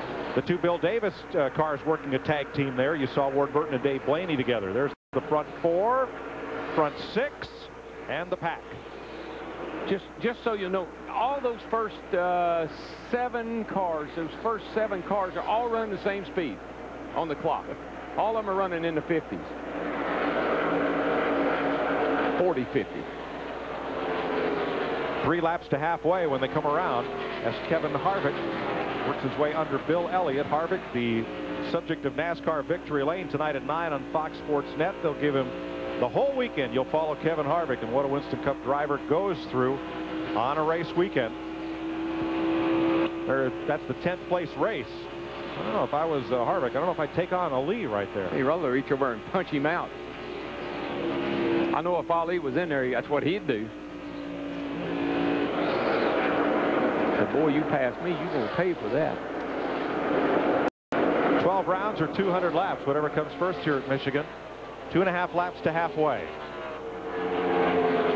Jeff Gordon leading Sterling Marlin by just a matter of 2 car lengths, and Dale Earnhardt Jr. looking in.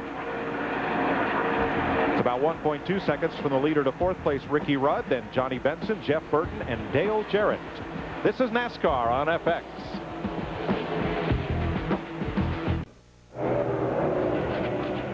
Welcome back to the Kmart 400, Michigan International Speedway in Brooklyn, Michigan. And after 101 laps, the race official, Jeff Gordon leading Sterling Marlin. And Jeff Hammond, we talked in the pre-race show about the, at least in the manufacturer's points race, Chevy slightly leading Ford, but Dodge has not won a race this year. You said they'll at least win a couple. When we've talked to Ray Evernham, he said, look, we're a third of the way in the first season of what is a 5-year plan. Even though they made a splash at Daytona, they've yet to win a race.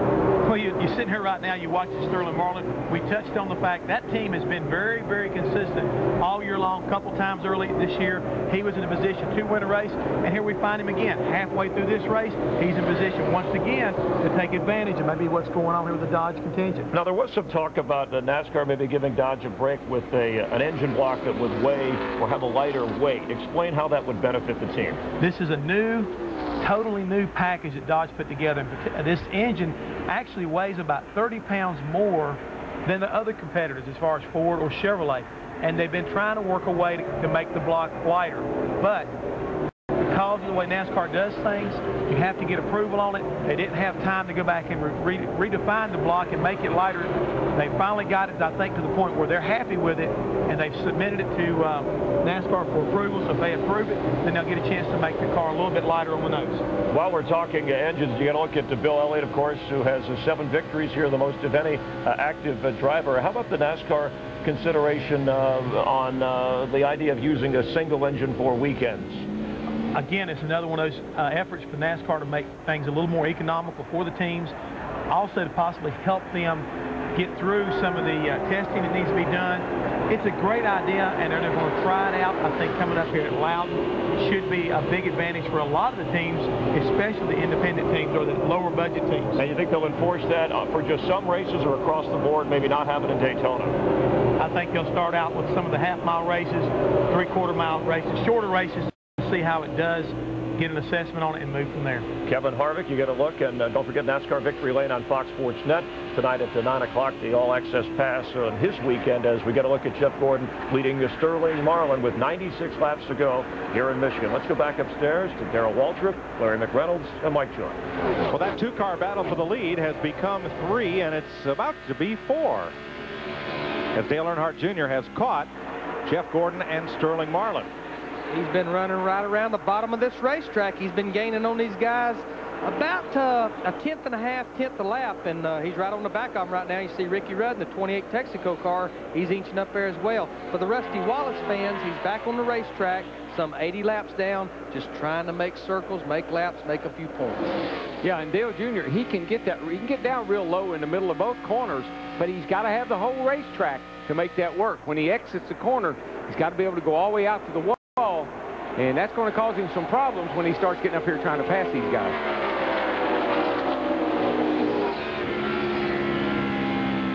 Now Ricky Rudd is closing. He was a second off the lead that lap.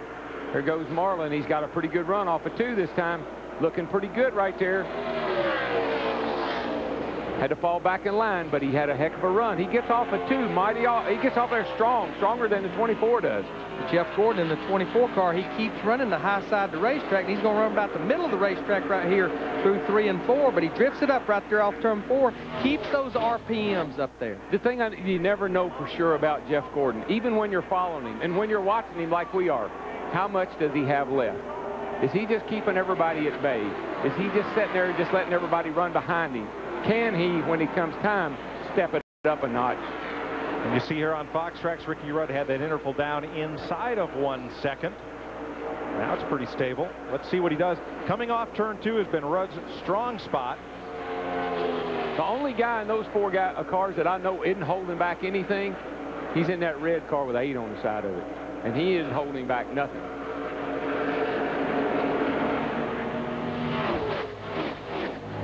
Racetrack so smooth, and you just always love coming here because again, the characteristics of your car, your driver can move it around. You've got so many different racing grooves. It's not right around the bottom all the time. You can move that car around and make your car so much better. Oh, I can't tell you how many times I've had Jeff or whomever call in and say, just find you a place to run. Find a place where the car will work. Don't just ride around at the bottom or the top. Find a place to make it work. Now watch the 5 Terry Labonte and the 30 of Jeff Green. They're about a lane and a half above Mayfield and Blaney. The cars are battling in turns 1 and 2. But watch them when they get down to turn 3 here. It's almost like the racetrack isn't wide enough for them. Well, they keep going up, and something's going to get in their way here before long. There he goes. There's Terry. the 5 up. They're right up there. They're all running in different agendas. They're way up. They're just about out of racetrack up there in the Harry Gant groove. A little close there with Mayfield. Boy, Mark's got, I don't know what Mark knows. I don't know if he's looked in his mirror or not, but he's got some company coming. This is a battle 12th through 20th. Right in one pack. 18 car right up in the middle of that pack, too. Now here's Jeff Burton at 6th place. Which is a great run for this team. Boy, they really struggled at Dover last week. I tell you, I don't think Jeff Burton told me he had never run that bad in his life. Well, better this week. Dick Berggren. And we're listening to Jeff Burton and Frank Stoddard have conversation back and forth, and it is most entertaining. A few laps ago, Frank Stoddard wanted him to go in deeper into the corners. Burton came back on the radio and said, if I try to drive this car any deeper, I'm going to land somewhere in Ann Arbor. They were silenced for a couple of laps. Then, as Burton started to close in a little bit on Johnny Benson, Stoddard got on the radio and said, go after him like a dog, trying to get a doggy bone. Well, it didn't work out. A few laps after that, Frank Stoddard kind of gave up. Got on the radio and said, I know the track is getting tighter. Maybe we should have done more. Driver and crew chief. Well, they'll have a couple more chances. There's where the Roush cars are today. Kurt Busch went out of the race on lap 16. Got loose off turn 2 and cut it back into the wall. Burton in 6th, Martin in 12th, Kenseth 19th. You know, the beautiful thing about a relationship, and Larry knows this, he's had it with Davey Allison and some others, and I've had it with Jeff. It's when you have that kind of relationship where you go at each other, you pick at each other. He gets on you, you get on him, but at the end of the day, you're both out there trying to accomplish the same goal. But the first thing you accomplish as a driver and a crew chief, you've got to be good friends. You got to be friends first. You got to know what each other's thinking. You got to look in them eyes, and they'll tell you where to go with it. And take good notes.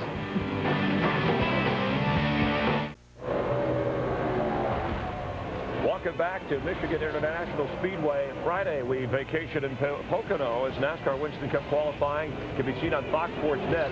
2:30 Eastern. That gets your weekend going. Saturday, the ARCA race on the net, and then the final Winston Cup practice on FX. The Busch Series back in action in Kentucky. Tune in for that under the lights, 7:30 Eastern. That's on FX. And on Sunday, NASCAR this morning on Fox Sports Net, wrapped around with NASCAR Victory Lane and the Winston Cup Series race from Pocono on Fox, the mothership, with the pre-race show at 12:30 Eastern time. Jeff Gordon leading, Sterling Marlin. As we look in at 115 out of 200 laps, and as we think about the dominance, Jeff Hammond, of Jeff Gordon in Delaware last week, how do you relate that to what he's doing here?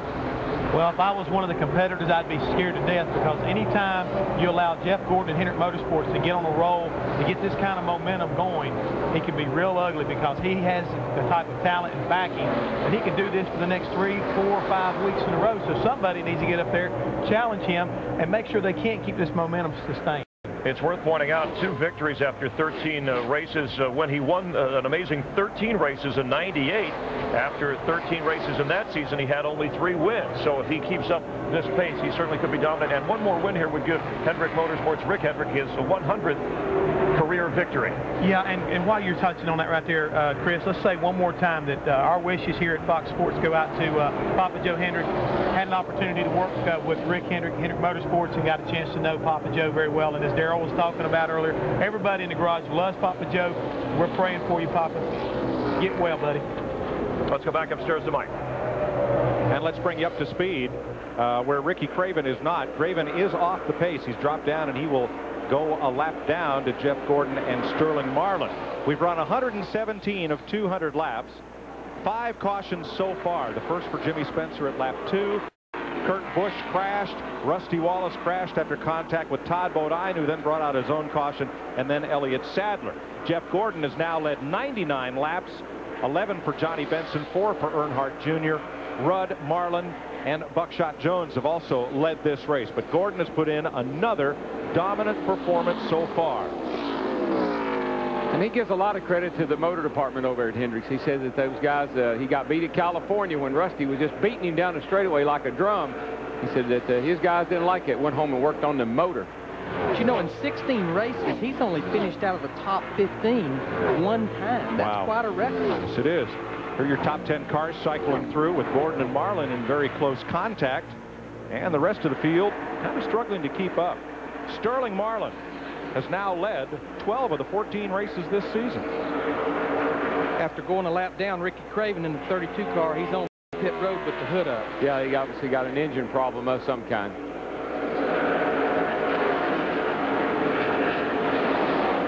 Different lines for the 2 leaders. Now they're about 1.3 seconds ahead of Ricky Rudd.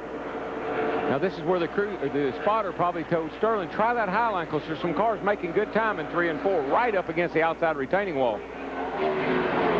Dale Earnhardt Jr., he's the 4th place car, 2.2 seconds off the lead. But he has them in sight. Back behind him, Johnny Benson in 5th place, slid to 8th last week in the points, trying to climb back up. And here's Kevin Harvick in 6th. And he has one of the fastest race cars on the racetrack. He's keeping tempo with that leader, Jeff Gordon. 7th and 8th are Burton and Jarrett, as Marlin looks for the lead. Oh, he's moved the car around a little bit down here in 3 and 4, and he's found a little something, I believe. He's really closed right up on the back bumper of the 24 car. Steve, what are they saying down there? Well, DW, it's funny you mentioned that. Sterling just radioed in to Lee McCall and Tony Glover and said that he was a little bit tight off the corner, and they did make that suggestion to move the car around a little bit. Told him just remain focused on the job at hand. Jeff Gordon, the pole winner. Now the pole winner has not won a Winston Cup race since Tony Stewart at Martinsville last fall, 20 races ago.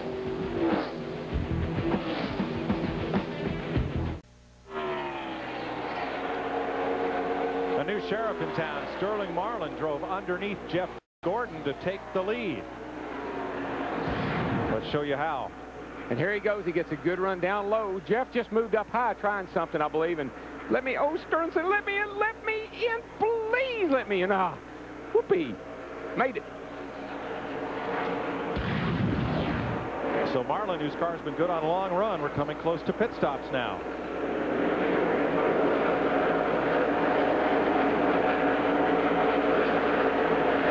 Everybody was on pit road at lap 181 or lap 81 when the last caution was out, and we're at lap 125, somewhere around lap 30 they'll be on pit road. Pretty good little mix here, guys. Got a Dodge leading, got a Chevrolet running second, got a Ford running third. Where's that Pontiac at? Not sure whose radio that was, but one of those cars is coming in 2 laps. That's about right. It was Jeff Gordon. That's about right. Yep. I tell you, that's going to hurt Jeff, because they're making big power. They're making a lot of steam under the hood, but they burn a lot of fuel. And all these green flag stops coming up should be 4 tires, making sure that car is full of fuel. That'll get you to about 20 laps to go at the end. But the good news for Gordon is 14.5-second pit stop. That's going to be hard to deal with. But green flag stop at Michigan, 55 miles an hour on pit road. It's got to be a good stop. No mistakes. No tires rolling away. All the lug nuts tight. And it's begun. Earnhardt Jr. and Terry Labonte are both on pit road. Pressures are on the crews right here to have good, solid stops. Here comes Junior down pit road, and the leader is just off down the back, about middle of the straightaway. Matt? Dale Earnhardt Jr. about 5 pits away, 55 miles per hour, the pit road speed today. Junior was loose on the previous run. Tony Eury Jr., the front tire changer and car chief, on this 8 car told me they over-adjusted. They pushed the car to the tight side. They're going to bring the car back to neutral as they come around, packing that car with fuel. Jeff Gordon's on pit road. The 8 car ran out of fuel. Gordon, Benson, and Harvick on pit road. They haven't even put tires on the 8 car. They're just putting fuel in it, but he ran out, and it killed the engine right there. They push him through Jeff Gordon's pit. Here comes Gordon, and those crewmen have to scatter. Dick Berggren. Jeff Gordon had just come on the radio a little bit before this pit stop and said that he was having to run incredibly hard to stay in front of the 40 car. He did not do that. Just couldn't stay out there. So they're going to take 4 tires, put 1 round in the right rear on this race car. A terrific over-the-wall crew. Gordon gone at just a little over 15. Steve. Kevin Harvick on pit road in the 29. Harvick, Ron Otto, Mike Kluka changing tires. No chassis adjustments. He stalls the car out on pit road. They're trying to get it pushed and refire. Kevin Harvick cannot get going. Still cannot fire. Finally gets the 29 down pit road. Jeff Green is away. Steve Park gets 4 tires. So does Kyle Petty and John Andretti. Bill Elliott's in. Kenny Schrader, Ward Burton, Jeremy Mayfield all on pit road. Tony Stewart, Jimmy Spencer. The 40 and the 28 are still out there, so those guys are stretching this fuel a little further than what Gordon can. That could be important. Mike Skinner in as well. So here comes Michael the 28 Walton, in. Casey Atwood. And Gordo's right here behind them, trying to catch back up to get on the lead lap in case there'd be a caution right now. Steve. Hey, DW, Bill Elliott's in. Right side tires already on. Left side tires, no chassis adjustments for Bill Elliott's Dodge. To Matt. Ricky Rudd's on pit road. As the 12 car, Jeremy Mayfield pulls out. Rudd's having a little bit of trouble getting into a stall. And 26 car pulls away as well as the Haviland guys go to work on Ricky Rudd's car. Michael McSwain, back to crew chief. They were debating whether to go 2 or 4. Bobby Burrell comes around to the left front. This will be a 4-tire stop. A slight air pressure adjustment for the 28 car. Ricky Rudd, he is down and away. It's a great stop for 28, but man, he had all kind of problems getting into his pit box. Sterling Marlin, our leader, the 40 car, the Coors car, he's on pit road. Watch this, Larry. I mean, the 20, here's the 12. He gets in his way. He's got to check up. Look, he locked the right front up. Now here comes the 26. Oh, man, he was having all kind of trouble. All kinds of problems. Look at the Jackman. It made him. The 26 kept him a little on the shy side. And it just throws that whole crew's tempo off. They made a great stop. A good comeback. Sterling Marlin is in. Steve is there. Mike, they do a tearaway off the windshield to get better vision. They are going to make a wedge adjustment. Sterling saying the car's just a little bit tight off. Right side tires already on. Rick reeling the Jackman. 88 also in. They make the chassis adjustment, and Sterling Marlin is done on pit road. Shauna Robinson in, Buckshot Jones, Bobby Labonte, and Steve Park has come back in for a stop-and-go penalty and is now sent out. Boy, Marlin must have had a terrible pit stop. He couldn't have been very good because the 24 and the 28 have already blown by him, and he's just coming up to speed. And remember, the 24 car, Jeff Gordon, those guys were on pit road first, got a little advantage with those fresh tires. And the leader of this race becomes Matt Kenseth. Kenseth, who's not much been in the picture all day, trying to stretch his fuel mileage, and we've talked in recent weeks about how the Jack Roush teams have increased their fuel mileage programs. Speaking of Roush, his teammate Mark Martin in the 5-0 car, he comes to the pinch to his crew, 4 tires here on lap 132.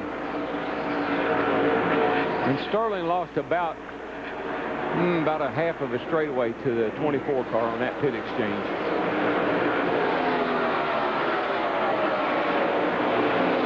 Like a little bit of trouble on the left side, 18 seconds. He's away.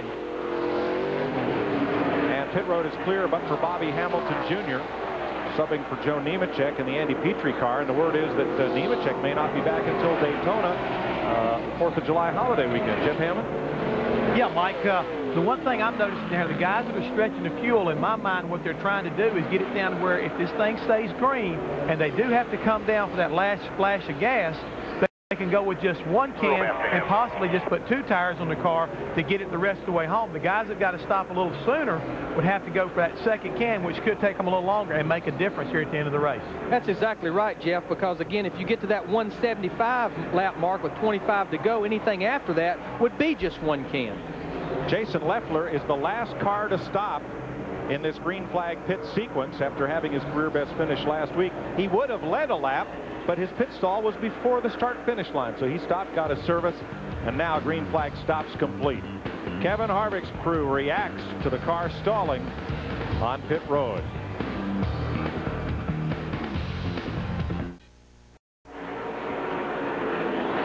Welcome back to Michigan. Yeah. Jason Leffler was the next to last driver to stop. Matt Kenseth is still out there. He continues to lead this race. He has not been on pit road in forever. I'm smoking the pin here. He was on pit road at lap 81. That's 119 laps to go. We're at lap 137. If he runs it to 139, that's a telltale he can do it on one more stop. He's going to do it. I guarantee you that. Problem is he's a second half slower than second place Jeff Gordon, so it's going to be interesting. Yeah, it depends on, you know, if he's track position is going to mean everything, but he has the car to do it with to make it on one more stop. Now Jeff Gordon is 9.8 seconds behind Kenseth in second place. Kenseth is the only driver we're aware of who has not made a pit stop under green in this segment. And we're coming to lap 139. He's still there on the racetrack. Let's get an update on Dale Earnhardt Jr.'s running out of gas there, Matt. Mike, I spoke to Jeff Clark, the gas man and fuel calculator on the 18. He said they were going to pit about half a lap later. They felt like they could go okay on fuel. Junior came on the radio and said the engine has died. I think it just blew up. That's why they were not in a hurry when he hit pit road. They decided to put some gas in it just to see if maybe it ran out of gas, and it fired right up. They lost so much time they didn't want to take any more time to put on tires. Dick? Jeff Gordon has just come on the radio and said that this set of tires has made the car a little bit tighter. He has finished second in this race 3 times in the 8 prior times he has started. His crew chief, Rami Lewis, has just come over the radio and said, Jeff, you're flying. Don't use it up. To Steve Burns. Well, Dick, Sterling Marlin brought that number 40 car to pit road. In addition to a wedge adjustment, they also made an air pressure adjustment, and Sterling Marlin did not like the changes or the way it feels on that number 40 car. He's already talking about air pressure adjustments on their next pit stop. Fuel mileage, function of 3 things. How efficient is the engine? How much gas is in the tank, which is limited to 22 gallons? And one thing we've not talked about is how much of that 22 gallons can be picked up out of that fuel cell and transmitted to the engine. We just completed lap 141. That's 59 to go. That's 60 laps. Come to pit road, Matt Kenseth. There's no need running any further. No need to stretch. But Larry, that's a car that's getting every drop out of that fuel cell. It's got to be. Well, it's a product of so many things, and you got to plan it, as we've said earlier. Could be a little different carburetor combination. Got the engine leaned way back. All kinds of things will make that thing use less fuel. But the hopes always is, as you said, Mike, the fuel cell holds 22 gallons. We always had hope through big fuel line, long fuel line, we'd get another gallon. He's coming to pit road. He's listening to us, D. There you go. It's, yeah, no need going any further, young man. Well, he's made it interesting, that's for sure. 59 to go. Matt Kenseth finally comes in, and he will surrender the lead to Jeff Gordon. Matt Yoakum, can he make it on one stop? Well, Larry, he's making his way into his pit stall. That's the game plan down here in the 17 pit. I talked to Robbie Reiser. They feel like, as Matt throws out the water bottle, they are going to make a chassis adjustment. They feel like they are good to go on fuel. Still trying to make that chassis adjustment. As Jack came down. A costly time on the watch here. Finally down and away. 19.6 seconds. I just about blew any plans he had, Larry, because he lost so much time. Yeah, we'll have to see when he gets back up to speed, as here comes Jeff Gordon off turn 4. The Jack their leader of the race. The Jack man was just jacking that thing. Jack had a jack problem on the left side. Yeah, Darrell, he slipped coming around the front of the car to get in position for the left side. Tough break. Jeff? Mike, what you said was exactly what happened. When Jeff came around the car, he happens to be named Jeff also. When he came around the car, it looked like he lost his foot and either stepped on the airline and down he went. And by the time he got back underneath the car, he didn't get the handle tight enough. And it happens from time to time with Jack men. And he couldn't get the car up off the ground, which really hurt the left side tire change. Jeff Gordon is back in command. He's led 104 laps today of the 143. But with all the different strategies in play, folks, this is far from over. We'll be right back to Michigan in a moment. This is NASCAR on FX.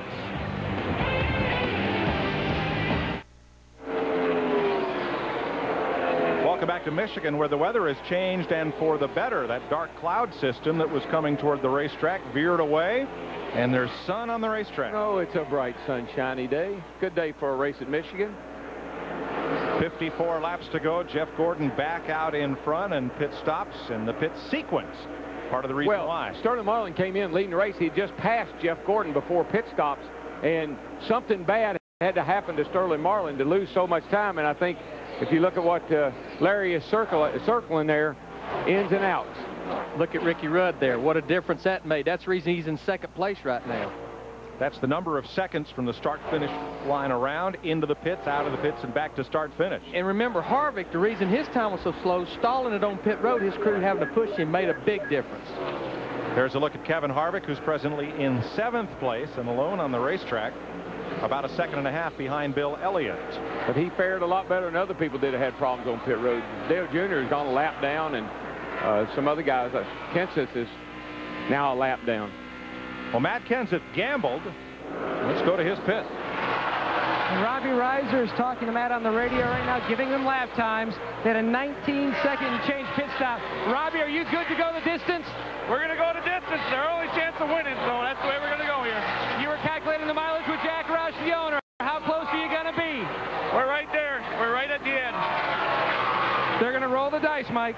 They are expecting that every other car will have to make one more pit stop, and they will not. I believe that was a really great strategy, but that long pit stop, that track position, that's going to hurt him. And of course, the other thing that's going to hurt him is if a caution comes out, because he's a lap down right now in 27th position. And, you know, he's running about a 10th off the leader, but the big difference is going to be a lap down, or if that caution comes out. You're not going to beat Jeff Gordon in that crowd until you can do everything right. He's got an awesome race car. He's an awesome race car driver, and they're doing everything right in the pits. He is on a roll, guys. He's up on that wheel, and when he gets up there like that, look out. Bobby Labonte's worked his way back up toward the front after problems early. He's up to 12th place. Yeah, he's been past Blaney. He's been steadily coming forward, Mike. I've been watching him, and he's been passing a lot of cars. You know, he spun over there off the 2, and by golly, he's back in the hunt. You got to give credit to his team. The old front valence, the bottom part of the front end all turned under. They kept coming to pit road, fixing that. So you got to give a big credit to those guys as well. Jimmy Maycard is one of the best. It's hard to believe that the Winston Cup champion of a year ago would be having a season that they would have to call struggling. Yeah, I agree. I mean, they just had so many things to bite them. So many unexpected things. Engine problems, spinning out, leading the race at Charlotte. Spinning out today, I mean, just bad luck. A look at Jimmy Maycar. Looking things over from the pit box. Jeff Gordon keeps mowing him down. He's trying to put Robert Presley, the 23rd place car, a lap down. All right, we talked a few minutes ago. The sun's out. The rain is behind us. We're going to be okay here, but look at the difference. Track temperature from where we started. 108 now, but just remember, halfway, about 50 laps ago, it was down to 96 degrees. These cars are not going to grip as good. The track is as hot as it's been the entire event.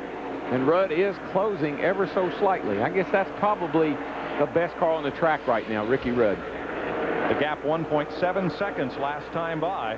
Jeff Gordon to Ricky Rudd, first to second with 49 laps to go here in the Irish Hills of Michigan on FX.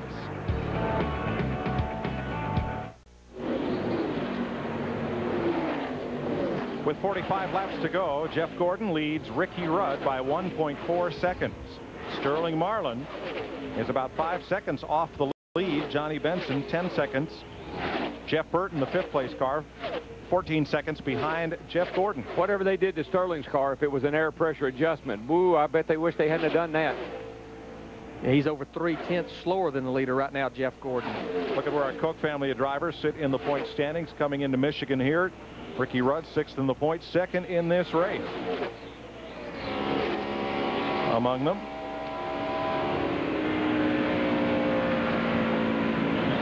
Kyle Petty making the show, running 30th right now in this race, trying to climb his way back up into the point standings. Guess who that is ahead of Tony Stewart right there? That would be the leader. Yes, that's Flames coming off the back of that bad boy. And Stewart, the 22nd place car, goes a lap down. ran up among the leaders, made a great charge from his provisional starting spot, but now has slid to 22nd, and he's the first car 1 lap down. I believe these changing weather conditions, Larry, is having a lot to do with some of these cars kind of backing up. And that's something Jeff Gordon, Robbie Loomis, that group has always done a great job at, is adjusting to the track conditions. And I really think that's a product of Jeff Gordon, being able to communicate well with his crew about what he needs in his car. Tag with him, you know what to do, the best you can, baby. Dale Earnhardt Jr. has come onto pit road.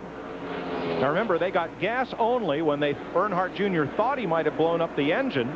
They gassed it. They did not give him tires, and now those tires have had enough. And he was going to have to make one more stop. I'm sure this wasn't when he wanted to make it, but this will be good for the end of the race now, with 43 laps to go. But Michael Waltrip in that Napa car, Michael in 21st position, finally going a lap down here at lap 158. Yeah, these long greens with pit stops really shakes up the running order. Okay, the word has come from the high command. New rule for the Fox pool. And folks, there's no money involved. We only have 2 Insta Cup races left on Fox. Nobody's allowed to pick Gordon. Okay, that's a deal. After today. Not even Hammond. Not even Hammond. No. Right. But Darrell now is going to have a secret meeting. Okay, that's good to know. I think everybody'd pick him at Sears Point. Hey, Darrell, I want to ask you one of the questions since we're making these rules up. What happened to the 8 car? I thought you picked him just a minute ago. We're going to give you an ERI rule on that deal. Did I say 8? Well, I thought you said 20. No, did you say 28? I thought I said 28. Okay, I don't that's know right. Now you want to get on my bandwagon. I don't ever want to be on your Why would I say 8? Give me a break. Re-rack the tape and let's check that. 41 laps to go in Michigan. This is NASCAR on FX.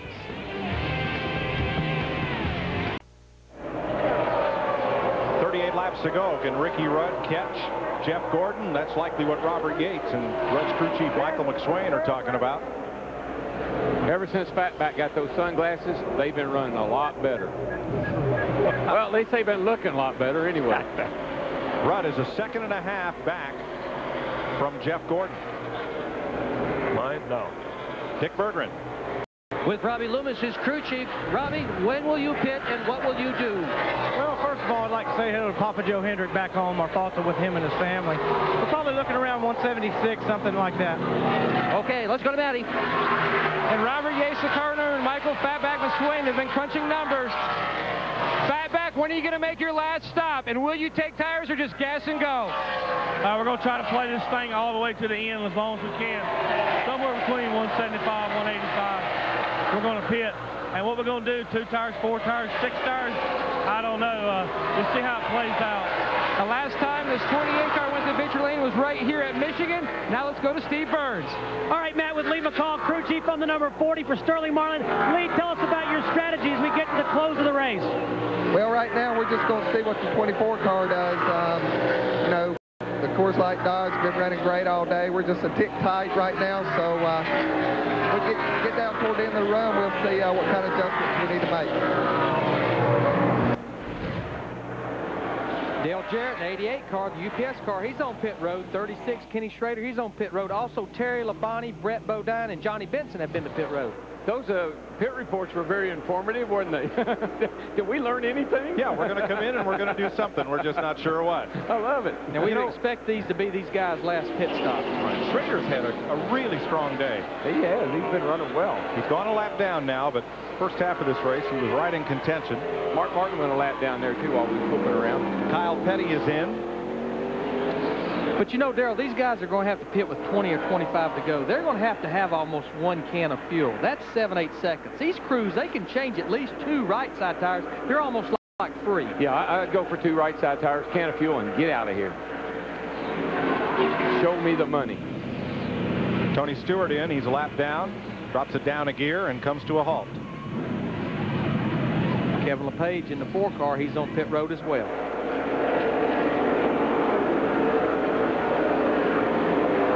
These are pretty much lap down cars with the exception of Jarrett there, so it may not influence the leaders to come in a little earlier than planned. 34 laps to go. Can Matt Kenseth make it on fuel? Stick around.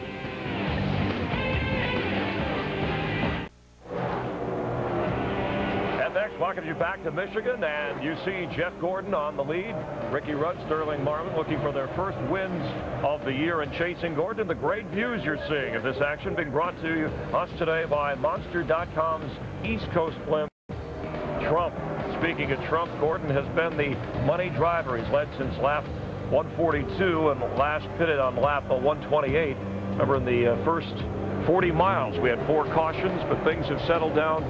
Let's get out to Steve Burns. And Chris, the 29 of Kevin Harvick on pit road. They're not going to make any chassis adjustments, just 4 tires and enough gas to get to the end of this race. Mike Kluke on the front, Ron Otto on the rear tires. The 30 of Jeff Green also on pit road. His teammate, Kevin Harvick, is away.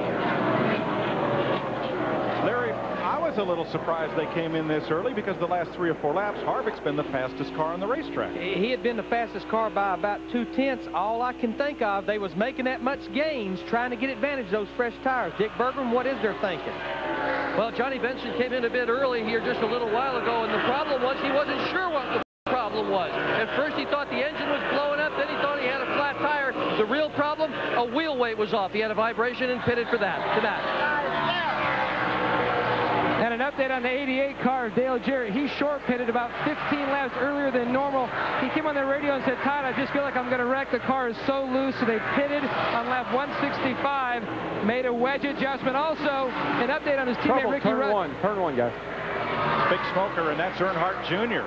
He had just ripped off a couple of laps that were as quick as what Harvick was turning, but he has now brought out the caution flag. Now, Rusty Wallace and Bill Elliott caught on pit road as the caution comes out. They make it out without losing a lap. Yeah, Elliott's okay. Here's the leader just now coming down to take the caution flag. He'll stay on. Go back on the racetrack. Yeah, he'll stay on the lead lap. He's good to go. But guys, Matt Kenseth's strategy, out the window. History. Not a good strategy. And Kenny Schrader, Johnny Benson, Dale Earnhardt, all these cars that just stopped will now probably be trapped by the caution flag a lap down. We have 11 cars showing on the lead lap right now. Yep. Now we're going to rack them up. Got all these fast cars on the inside on the restart. Yeah, Harvick, Green, Bobby Labonte, and Mike Skinner, and the drivers I just mentioned just all find themselves a lap down because they pitted just prior to this caution. Dick Berggren. Well, Jeff Gordon's going to take 4 tires on this stop. They're going to go up 1/2 pound on the right rear tire. Matt. Well, Dick, down here in the 28 pit, Michael Fatback from Swin and Ricky Rudd are talking about what to do to the 28 car. He says the car is a little loose at the beginning of the run, but it dials in very good. To Steve. Well, Matt, Sterling Marlin at 40, they're going to make a wedge adjustment. Air pressure, Sterling said it's a little bit too tight, especially coming off turn 4. 11 cars on the lead lap. Jeff Gordon, Ricky Rudd, Sterling Marlin, Jeff Burton, Ward Burton, Dave Blaney, both the Bill Davis cars up there. Hut Strickland on the lead lap. Bill Elliott, Jeremy Mayfield, Jimmy Spencer, and Ryan Newman. Staying out paid off these guys. DW, what I'm doing is that crew chief. I'm picking your brain now. Don't tell me what it does at the end of 50 laps. I need to know what it did for 20 laps because that's what kind of a shootout we're going to have. And see, this is why I never like to pit early. Stay out there until you got to come on pit road. Because every time you pit early trying to get some advantage, this is what happens to you. Now, these guys that did pit, they will stay out. That'll put them probably on the tail end of the lead lap, but they're going to have a caution to make that ground back up. Yeah, more work for these leaders. Gordon, Rudd, Marlin, top to bottom. Matt? Ricky Rudd is the first car to hit. They're going to work on the right side tires. The lefts are up on the wall. Let's see if they do a 4-tire stop. To Dick. Jeff Gordon a little bit slow so far. Chris Anderson just coming around the car with a jack. Brewster Craven, the man with the gas in the back. Steve, he's gone. Left side tires going on the 40 of Sterling Marlin. 1 pound out of the left rear. They've already taken 1 pound to fight out. 15.3 seconds for Sterling Marlin's crew. Ricky Rudd beats Jeff Gordon to the end of pit road because... Come back in. 2 tires. And I get it in stereo from 2 announcers. 2 tires. Now, remember Dale Earnhardt lost an engine at the end of the practice session yesterday. That's probably totally unrelated. Something's wrong. Something's wrong. He just told everybody to calm down. I don't know, something's going on. There's like 11 cars there on the lead lap. Car going to be all right? You want to free it up a little bit for traffic there? What he said. Do you want to free the car up a little bit to run in traffic here next time coming in? 10-4, do half round on that track bar. Now, knowing he's going to have to restart in the back. How's your temperature being been there, bud? It's at 235 right now. 10-4, make sure to turn that engine fan on. 10-4, it's on. It's been running about 210. So if he comes back in, they want to know if he wants the car to handle differently, because now, instead of being out front, he'd have to deal with traffic. Something he hadn't had to do a lot today. No. He's questioning about everything here. This is a good time to make any of those adjustments they didn't talk about or make. You heard him asking about the temperatures. The radiator has an electric fan on it. Ricky Rudd's back in as well in the 28 car. Well, they took 2 tires. Are they going to get 2 more? I believe since they know Gordon had to come back in, they thought maybe they would come back in. He's the guy they got to beat. And this is the wrench. They're going to, you heard them talk about adjusting track bar. They're going to raise the track bar. Our look for us right over here, right over here. Should get them all on there. Plenty of time. So they had lug nuts off. Dick Bergman. Yep, that was it. The problem was lug nuts on the left front tire. You nailed it exactly. Might have cost him the race. Well, Ricky Rudd got his left side tires, and he's back out. Well, I believe that's a product of, well, if Gordon's in trouble, got to come in, restart at the back. I'm going to start back there with him. But now he's behind Jeff Gordon. A while ago, he was in front of Jeff Gordon. And it puts one of those Dodge boys out front, Sterling Marlin. That thing makes you say, You know, with all those pyrotechnics, they really need Nomex. We'll be back for the restart here at Michigan.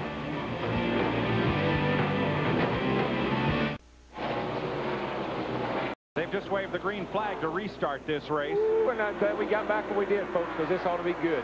Johnny Benson on the tail end of the lead lap is out front. Look at him scatter in turn 2. Look at that. Everybody's everywhere. Look like a covey of quails over there off the 2. Everybody trying to get their lap back. Sterling Martin, our leader, he's back there in about 18th position on the racetrack, but he's leading the race in the 40 car. All of those cars that made pit stops under green pulled up behind the pace car when the cars that had not pitted under caution. So the race leader is deep in that. I don't even see him. I don't know where he is. There he is, down on the inside right there, going by. Here's Marlin. Right there, right in the middle of that path. But that is a second place car. That 99 car, Jeff Burton, right beside him there, following Tony Stewart through. That would be a battle for the lead. Well, Sterling's car is really good. The longer they run, he needs to step it up if he's going to hold these guys off. And the 2 Bill Davis cars right with them. Blaney and Ward Burton having a great day right with the leaders. And we got 4 Dodges in the top 5. Bill Elliott's right there, too. We're at the Motor City. What does that tell you? Tells me I'm not moving from my TV set. But here's a guy that's moving, Dave Blaney, in a 93 car beside Jeff Burton. This is a battle for second right here behind our leader, Sterling Marlin. Well, all of a sudden after that caution, there's a lot of guys that know they got a shot at winning this thing when Gordon had trouble. All right, leaders working their way through traffic. Let's go to the garage and Matt. Dale Earnhardt Jr. had a top 3 car most of the day, and then he ran out of gas, and that just started your problems today, DJ. Yeah, we ran out of gas. I guess we figured the mileage wrong or something. Then burn a piston. We burned a piston in practice, and thought we knew why, and I guess not. So go home, figure it out, man. It's gonna take a hit in the points, and we really didn't need it. We was kind of trying to move up, trying to be consistent, but we'll just kind of try to keep going, man.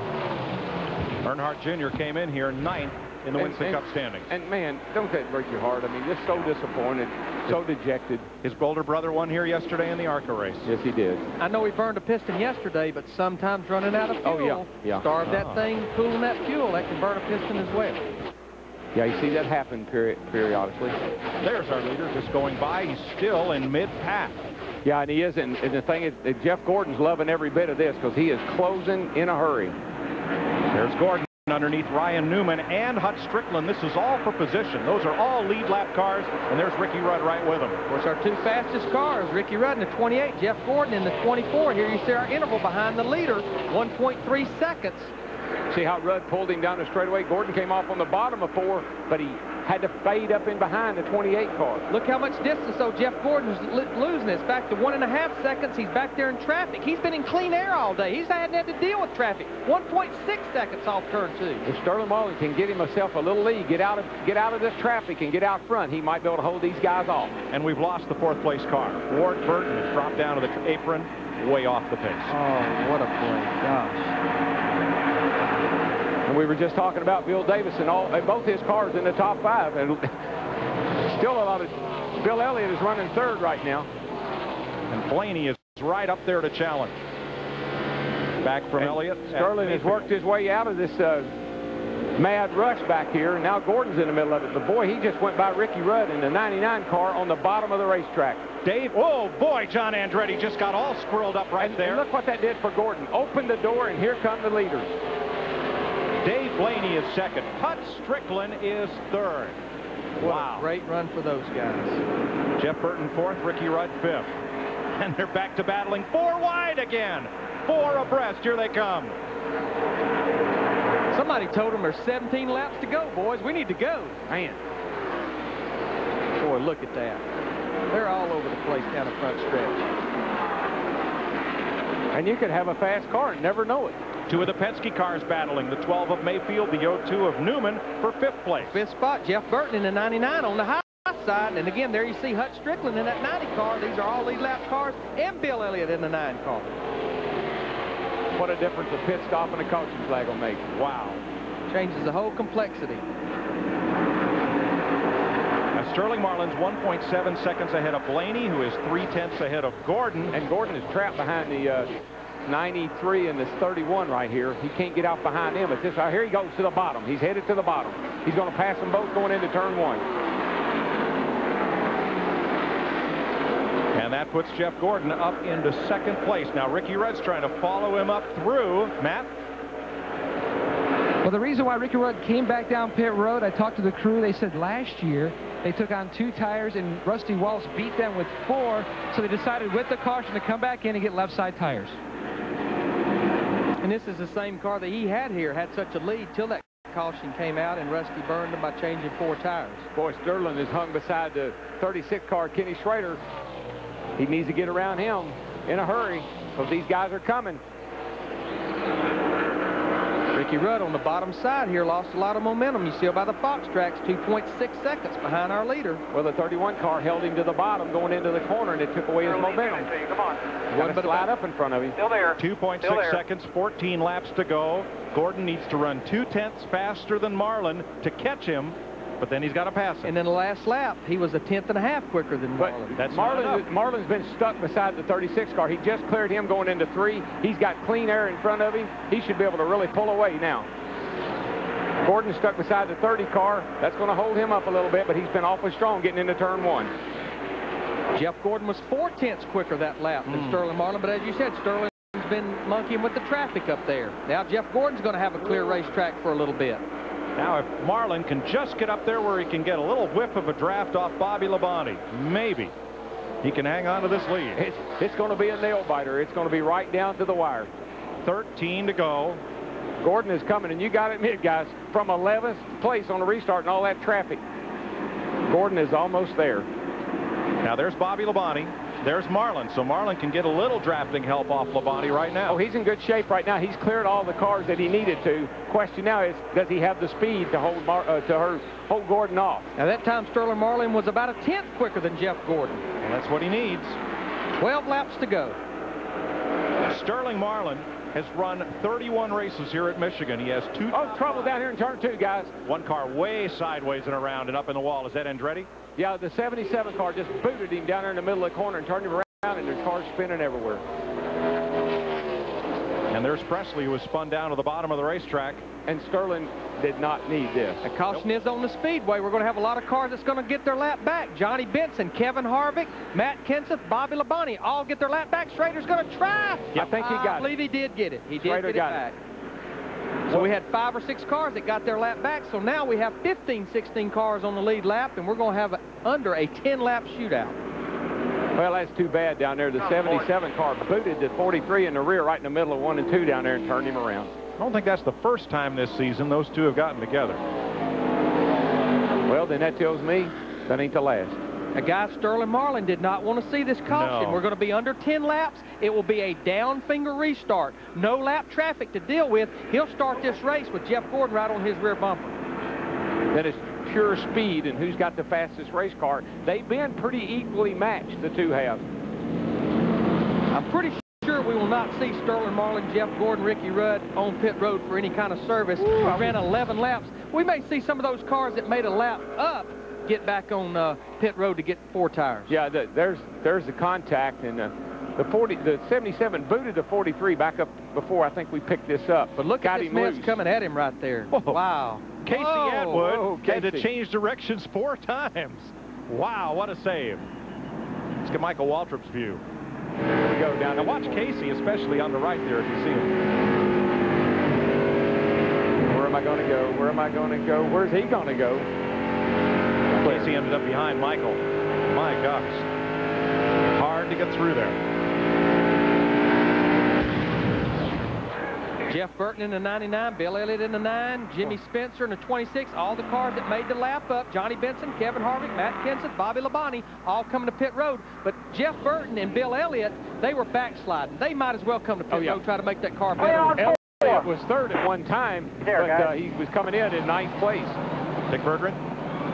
Jeff Burton in, they're going to take a pound out of the right rear, move the track bar down to try to adjust this car. 4-tire change on this thing. They're going to put 4 good ones on it to try to get some speed out of it. To Steve. Dick, 4 tires for Bill Elliott. No chassis adjustments. Left side tires going on. They have a problem on the left front, but Bill Elliott is finally away. Kevin Harvick also in. Left side tires going on for Harvick, and he's away right next to Johnny Benson and Matt Kenseth. Benson beat that duo off pit road, and Bobby Labonte leaves, and that will set us up for the shootout. 10 laps to go here at Michigan International Speedway in the Kmart 400 on FX.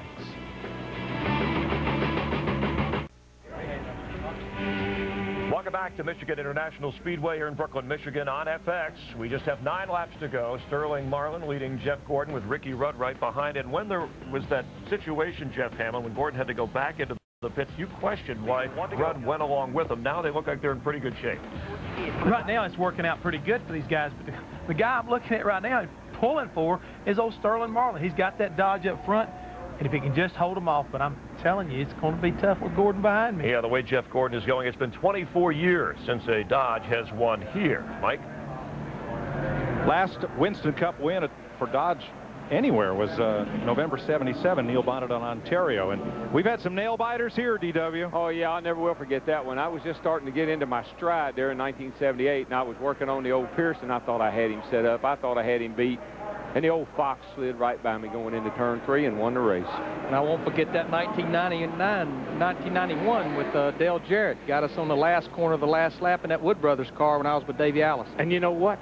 We're getting ready to see somebody else's name is getting ready to go on that statistic list. All right, let's set the restart for you. Sterling Marlin, there you see his crew, the race leader, trying to bring Dodge back to victory lane, but Jeff Gordon is now lined up right behind him. Lead lap cars single file. There's the list of them, 10 of them. And now add to that list Jimmy Spencer, Johnny Benson, Matt Kenseth, Kevin Harvick. And from here down, all of these cars stayed out. Everybody here down on the lead lap pitted. How about Blaney? Wow. Hanging in there in 4th. 2 Dodges in the top 5. Now the lead lap cars end right there. After Bobby Labonte, everybody is a lap down. But with less than 10 laps to go, they have to line up behind the lead lap cars, single file. That's a break for Sterling. And I tell you, the biggest thing is I've watched Gordon on every restart that we've had. He's been awfully quick up through the gears. Marlin's only led twice in this race before today, 96 and 1997. He has 2 top 5s, but has never won here. But what a great year those guys are having. It's been a little up and down. They're the only team that has been in the top 10 in points all year long since Daytona. And a look at Ray Evernham. Bill Elliott, 5th at Daytona, and his best since then, 14th. And Elliott's got a shot today. He's up there in that top 10. Another Dodge in the top 10. If you're a Dodge boy, you're having a pretty good afternoon. Of course, maybe not as good as these guys here, but still had a great afternoon. Fun to watch.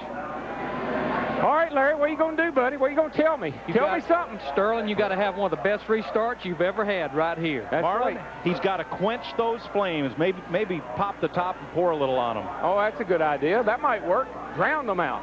Single file restart, 7 to go. Green flag, green flag. Green flag.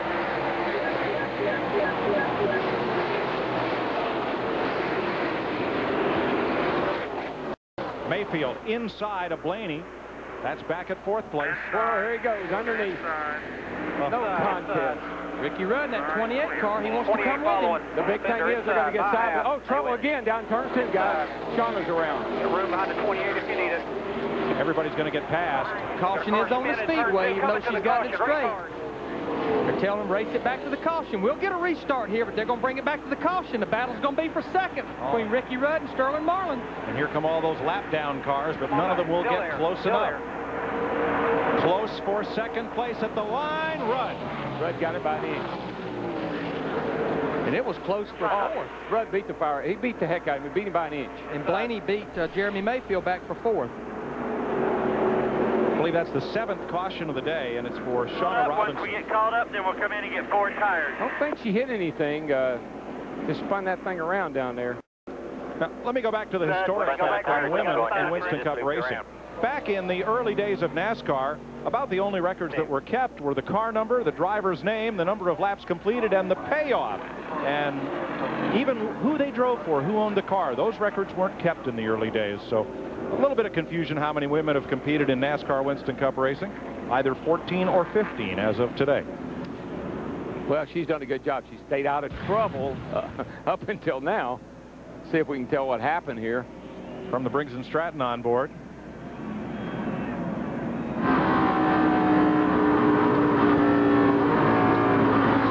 Oh, yeah. Yeah, I just think she was trying a little too hard. Maybe drove it off in there, and round she went. May have been a little stage out there from the accident. We have seen so many cars get loose on the throttle off turn 2 today. Several accidents there, especially in the early part of the race. You know, she's running 34th. That's all right, we got a pretty good day's work. Pretty good effort. And she's only 3 laps down. On everything right. All right, looks like 1 to go coming here. Yeah, Gordon's just too strong on these restarts. I watch him every time, and he really goes. You see the flagman holding 1 finger down. That's, again, a down finger restart. Under 10 laps to go, single file, only lead lap cars to the front, everybody else behind them, and those guys cannot mix their position back there. If you're 20 laps down and you're in front of a car that's 1 lap down, you can't let him by you. Performance of the day, as far as I'm concerned, is Hut Strickland. As you watch the pit stop on Shauna Robinson. For Junie Donlevy, Strickland's been on the lead lap all day. He's in 7th place. 7th place. What a great run for him. And I think Felipe Lopez can take a lot of pride in that performance, because ever since he's been over there, they have run a lot better.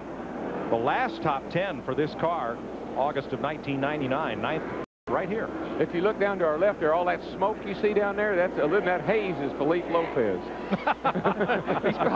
He smoked him some cigarettes today, didn't he? Good run for Hutt. Jeff Gordon, the leader. Remember, the pole sitter hasn't won since last fall. Tony Stewart won at Martinsville last September. Ricky Rudd right with him, Sterling Marlin, Dave Blaney. Another fellow who has not had a lot of good finishes this year, but he looks like he's going to have a great one today for Bill Davis. In 4th, Jeremy Mayfield there in 5th, ahead of Penske protege Ryan Newman. Jeff? Yeah, I've been watching that Ryan Newman crew all day long, keeping up with their pit stops. Them guys have been whipping out 15-second stops, and they're really pumped, as far as their drivers concerned. They've had an excellent run all day long. Again, a Roger Penske group, and Roger Penske puts emphasis on everything, good pit stops included. Yeah, he's over here to our left as well, watching with a great deal of interest. Can Jeff Gordon light up those flames and blast away from the field? Can Ricky Rudd win his first race since 1988? Rudd's going to have to get a run on him going into 1. That's all he can do. Can Sterling Marlin or Dave Blaney come back and give Dodge its first Winston Cup win in 24 years? Let's find out. 4 laps to go. Here they go. Green, green, green. Go, go, go. Give it all you got, guys. Ricky Rudd trying to stay right with Jeff Gordon. See how Sterling falls back on the restart? That's been his Achilles heel most of the day. Ricky Rudd, 88 races ago, was his last win. Dig, Rudd, dig. Come on, get it under him. And And those two have taken off from the field. It's a two-horse race. 180,000 people, everybody's standing. No needed seats in these last 3 or 4 laps. Rudd closes up at the end of the back straightaway, but I think Gordon's a little quicker through the corner. Remember how strong Rudd has been off turn 2, though. Let's see if he can mount a charge. And Sterling's got his hands full right behind him with Blaney. Here they come. 3 laps to go. Jeremy Mayfield has climbed up into 4th place. If Rudd can get up under him and stay close through the corner, he could worry him and get him loose. That's what he'll exactly do. He's trying to keep that nose right up under the back of that Chevrolet, and he could shake him loose. That's where Rudd is strongest, turn 2. Whoa, Blaney almost put a pass on Sterling. He was up beside of him, but Sterling beat him up off the corner. And Ryan Newman in 5th place is right there as well. Jeremy Mayfield just passed him for the 4th position. Ricky Rudd is going to have one last best chance to get Jeff Gordon, and this time they come to the line with 2 to go. Boy, he is there. There's no question about it. He's going to put the pressure on Gordo, but I haven't ever seen Gordo mess up in situations like this.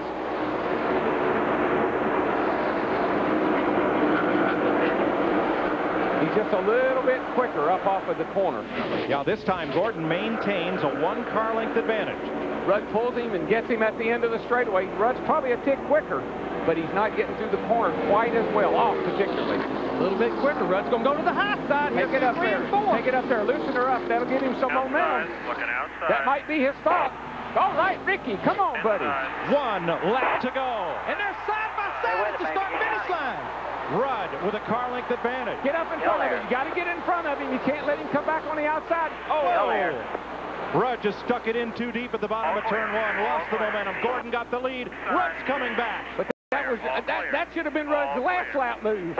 All right, we're going to see what happened. One more set of corners down in turn 3 and 4. Man, he was there. That would have been for the win if it was on this lap. If he can get close enough, he might have a shot to try it again. Rudd tries that high side. I think Gordon knows what he's going to do this time, though. He's going to try to make a run down the hill, Darrell, off turn 4. We'll see what happens. He gets the run. Here he comes. He's going to dive to the bottom. Gordon to block, and Gordon to win. He holds off Ricky Rudd. Wow. Marlon Mayfield at the line. Ryan Newman edges the 90 of Hut Strickland for 5th. But Hut Strickland finished 6th. What a run. Ryan Newman 5th. Hard to put you do all that work. That's 100. Jeff Craven, get that flag. That is 100 Winston Cup wins for car owner Rick Hendrick. And in a very short period of time. Just like this young man right here. That's his 55th Winston Cup win in a very short period of time. 11 Hendrick wins for Terry Labonte, 9 for DW and for Tim Richmond driving for Rick. Jeffrey Bodine 7, Ken Schrader and Ricky Rudd 4 apiece, 1 for Jerry Nadeau. And I might add, our points leader, Dale Jarrett, finishes 18th. It's going to be close, guys. Rick Hendrick's first win as a car owner came in his 8th race, the Spring Martinsville race in 1984 with Jeff Bodine, the driver. That's racing, guys. This is some good racing. Love it. Watch this race for 5th to the line. 3 wide off turn 4, and Jeff Burton in that 99 following. Hut Strickland in the 90 right in the middle. The 99 is get in there and give him a little shove. Oh! That's all it took to cost the 90 car 5th place. That little loss of momentum right there. But look at the difference. Just a nose. Wow. Just a nose. And that's after 400 miles. The 99 to 93, all those cars come across together. Well, you can hear the roar from the crowd, and you can decide which is which, love or hate. You know, it's like next Saturday on Fox Major League Baseball when the Yankees win. A lot of folks would like to see somebody else, because when the dominant team wins, well, I tell you, you got to have some good guys, and you got to have some bad guys, and you got to have some heroes. And that guy there is a hero.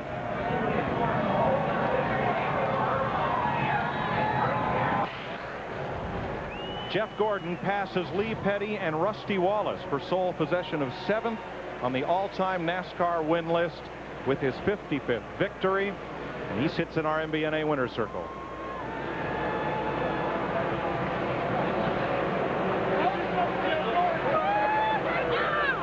Now that was a thriller. It was, and I swear, I think Ricky Rudd, if he'd have saved that move that he put on Gordon to get the white flag, I think he I think he made his move one lap too soon. And he should have drove right up in front of Gordon going down into one. He should have made him lift. That's just old quarterback up here, you know, coach. Matt Yoakum's there. And Jeff Gordon celebration and hugs all around. Magical win, number 100, as he gets a hug from John Hendrick. Jeff Gordon reaches back and, of course, had to get the sunglasses. Congratulations. Does it make it any more special to win it like that, Jeff? Well, there's so many things special about this day. Of course, it was an exciting race. My hat's off to Sterling Marlin and Ricky Rudd. What a great race. But this was for Pop. I know you're watching, Pop. We're with you, buddy, and just praying for you. And man, I tell you, what an awesome victory this was for this DuPont Chevrolet. I want to thank Pepsi, Quaker State, of course DuPont, but GMAC, Chevrolet. I want to thank Fritos, too. They're on board. We don't get a chance to thank them enough. But I tell you what, it's pretty awesome to get our 100th win for Hendrick Motorsports. Rick said he wasn't going to be here when we did it, and unfortunately he's not. But John's here. Well, a dramatic win. What were you thinking when Rudd made his move? I was thinking, man, Yates makes some horsepower. That's what I was thinking. You know, I was a little bit, you know, I know if I got the lead, I had the preferred line, but he'd get some real momentum coming off the corner. And, boy, when that thing would draft you, buddy, there's no holding it back. And he made a smart move. Ricky's such a great driver. He made a smart move, went to the high side of me down in 3 and 4, got a run. When he got inside me, I thought I was done, but I tried to step beside him, and luckily I slowed his momentum down a little bit. I never drove into turn 1 as hard as I drove in that lap. And the car went sideways, he checked up, and I just jumped back into it. The thing stuck, and he was coming even there at the line. It was an incredible race. I tell you, it's awesome to win ones like that. An incredible race, incredible finish. Jeff Gordon picks up career win number 55, moves into 6th on the all-time win list. Number 100 for Hendrick Motorsports. Mike?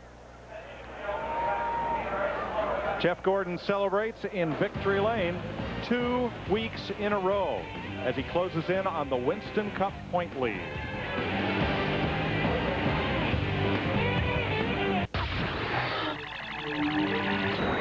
Jeff Gordon is the winner, and Chevy congratulates Jeff and the number 24 Monte Carlo team on their big win today. Here's the Chevrolet winning moment as Gordon keeps his foot down around turn 1 to repass Ricky Rudd.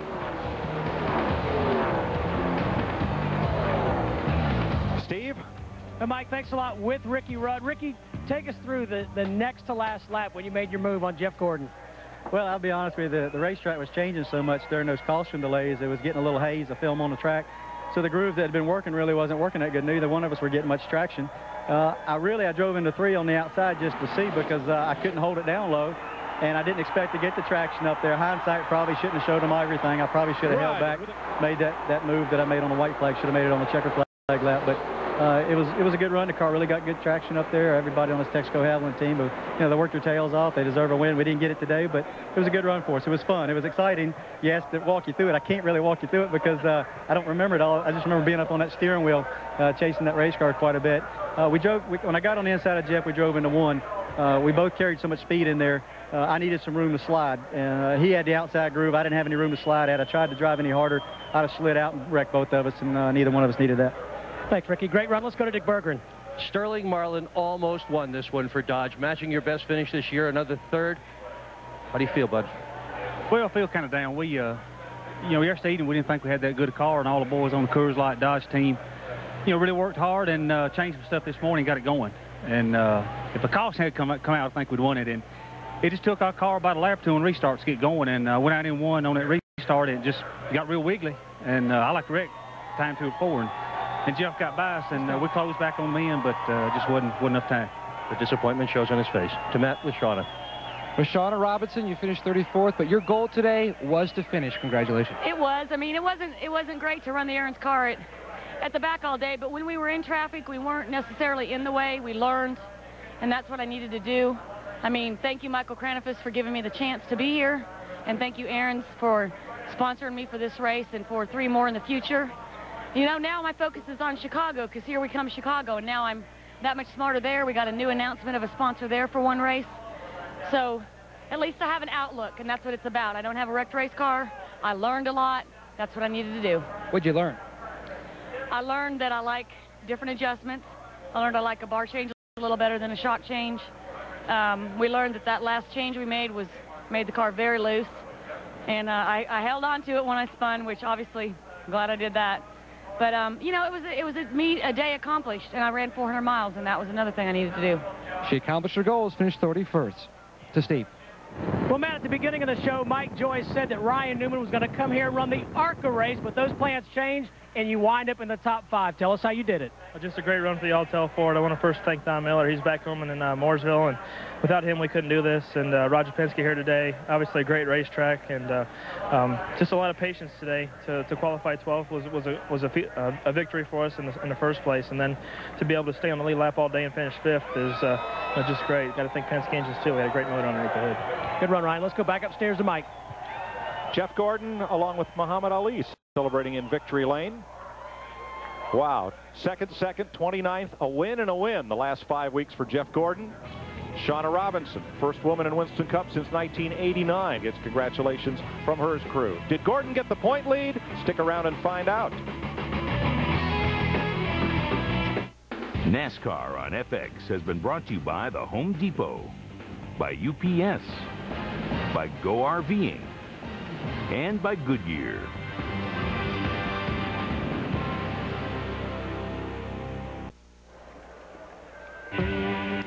Well, you're seeing a lot of hot shots today on the track, and Hot Shots is next on FX.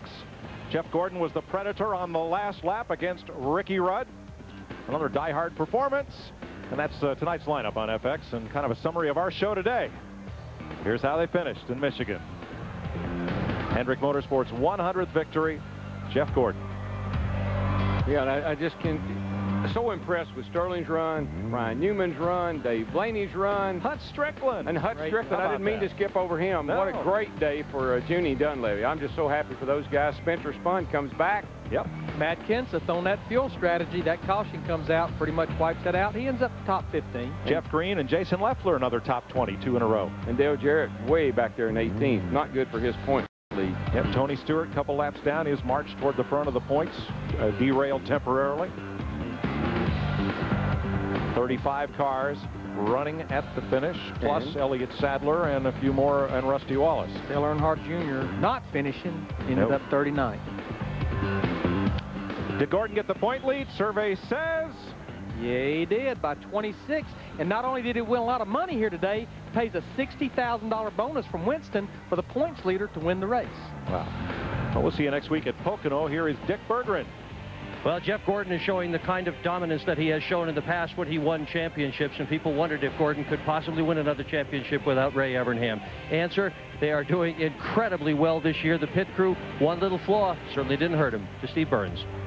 Well, Dick, Jeff Gordon certainly is on a torrid streak, but how about 22-year-old Ryan Newman? He goes to Charlotte, sits on the pole for the Coca-Cola 600, but crashes early. Said it was his fault. Comes back here to Michigan, runs all 400 miles, and comes home with a top 5 finish. Matt Yoakum. Well, Steve, the front row finished right where they started, 1-2, the 24 leading the 28, but Ricky Rudd again showing the 28 team is back. Except now, he's 0 for 88. They hope to go to Pocono and break through. Get Rudd's first win since 1998 at Martinsville in September, and get Fatback Michael McSwain, his crew chief, his first career victory. Chris? All right, in 1998, Jeff Gordon with 13 wins did for NASCAR what Tiger Woods has done for golf. He'll turn 30 years old in August and continues to rack up incredible victories. Back in that run in 98, after 13 races, he had 3 wins. We've completed our 14th race. He now has 3 wins. He won the Winston on a backup car. He had an extra pit stop here. Right? NASCAR made him go back because of a loose lug nut. No stopping Jeff Gordon at this point. I hate it for the competitors, but the good thing about it was I did see where Ricky Rudd, as well as Sterling Marlin, did challenge him right there midway toward the end of the race. So it's not over yet. It's a long ways from being over, Chris. All right, but the way Gordon is going, he'll go for 3 wins in a row in Pocono. He has been the last driver to win 3 in a row. That was back in 98. Friday, NASCAR Winston Cup qualifying on Fox Sports Net, 2:30 Eastern from Pocono. On Saturday, the ARCA race at 4 Eastern, and the final Winston Cup practice for Sunday's race. That'll be on FX. And don't forget, from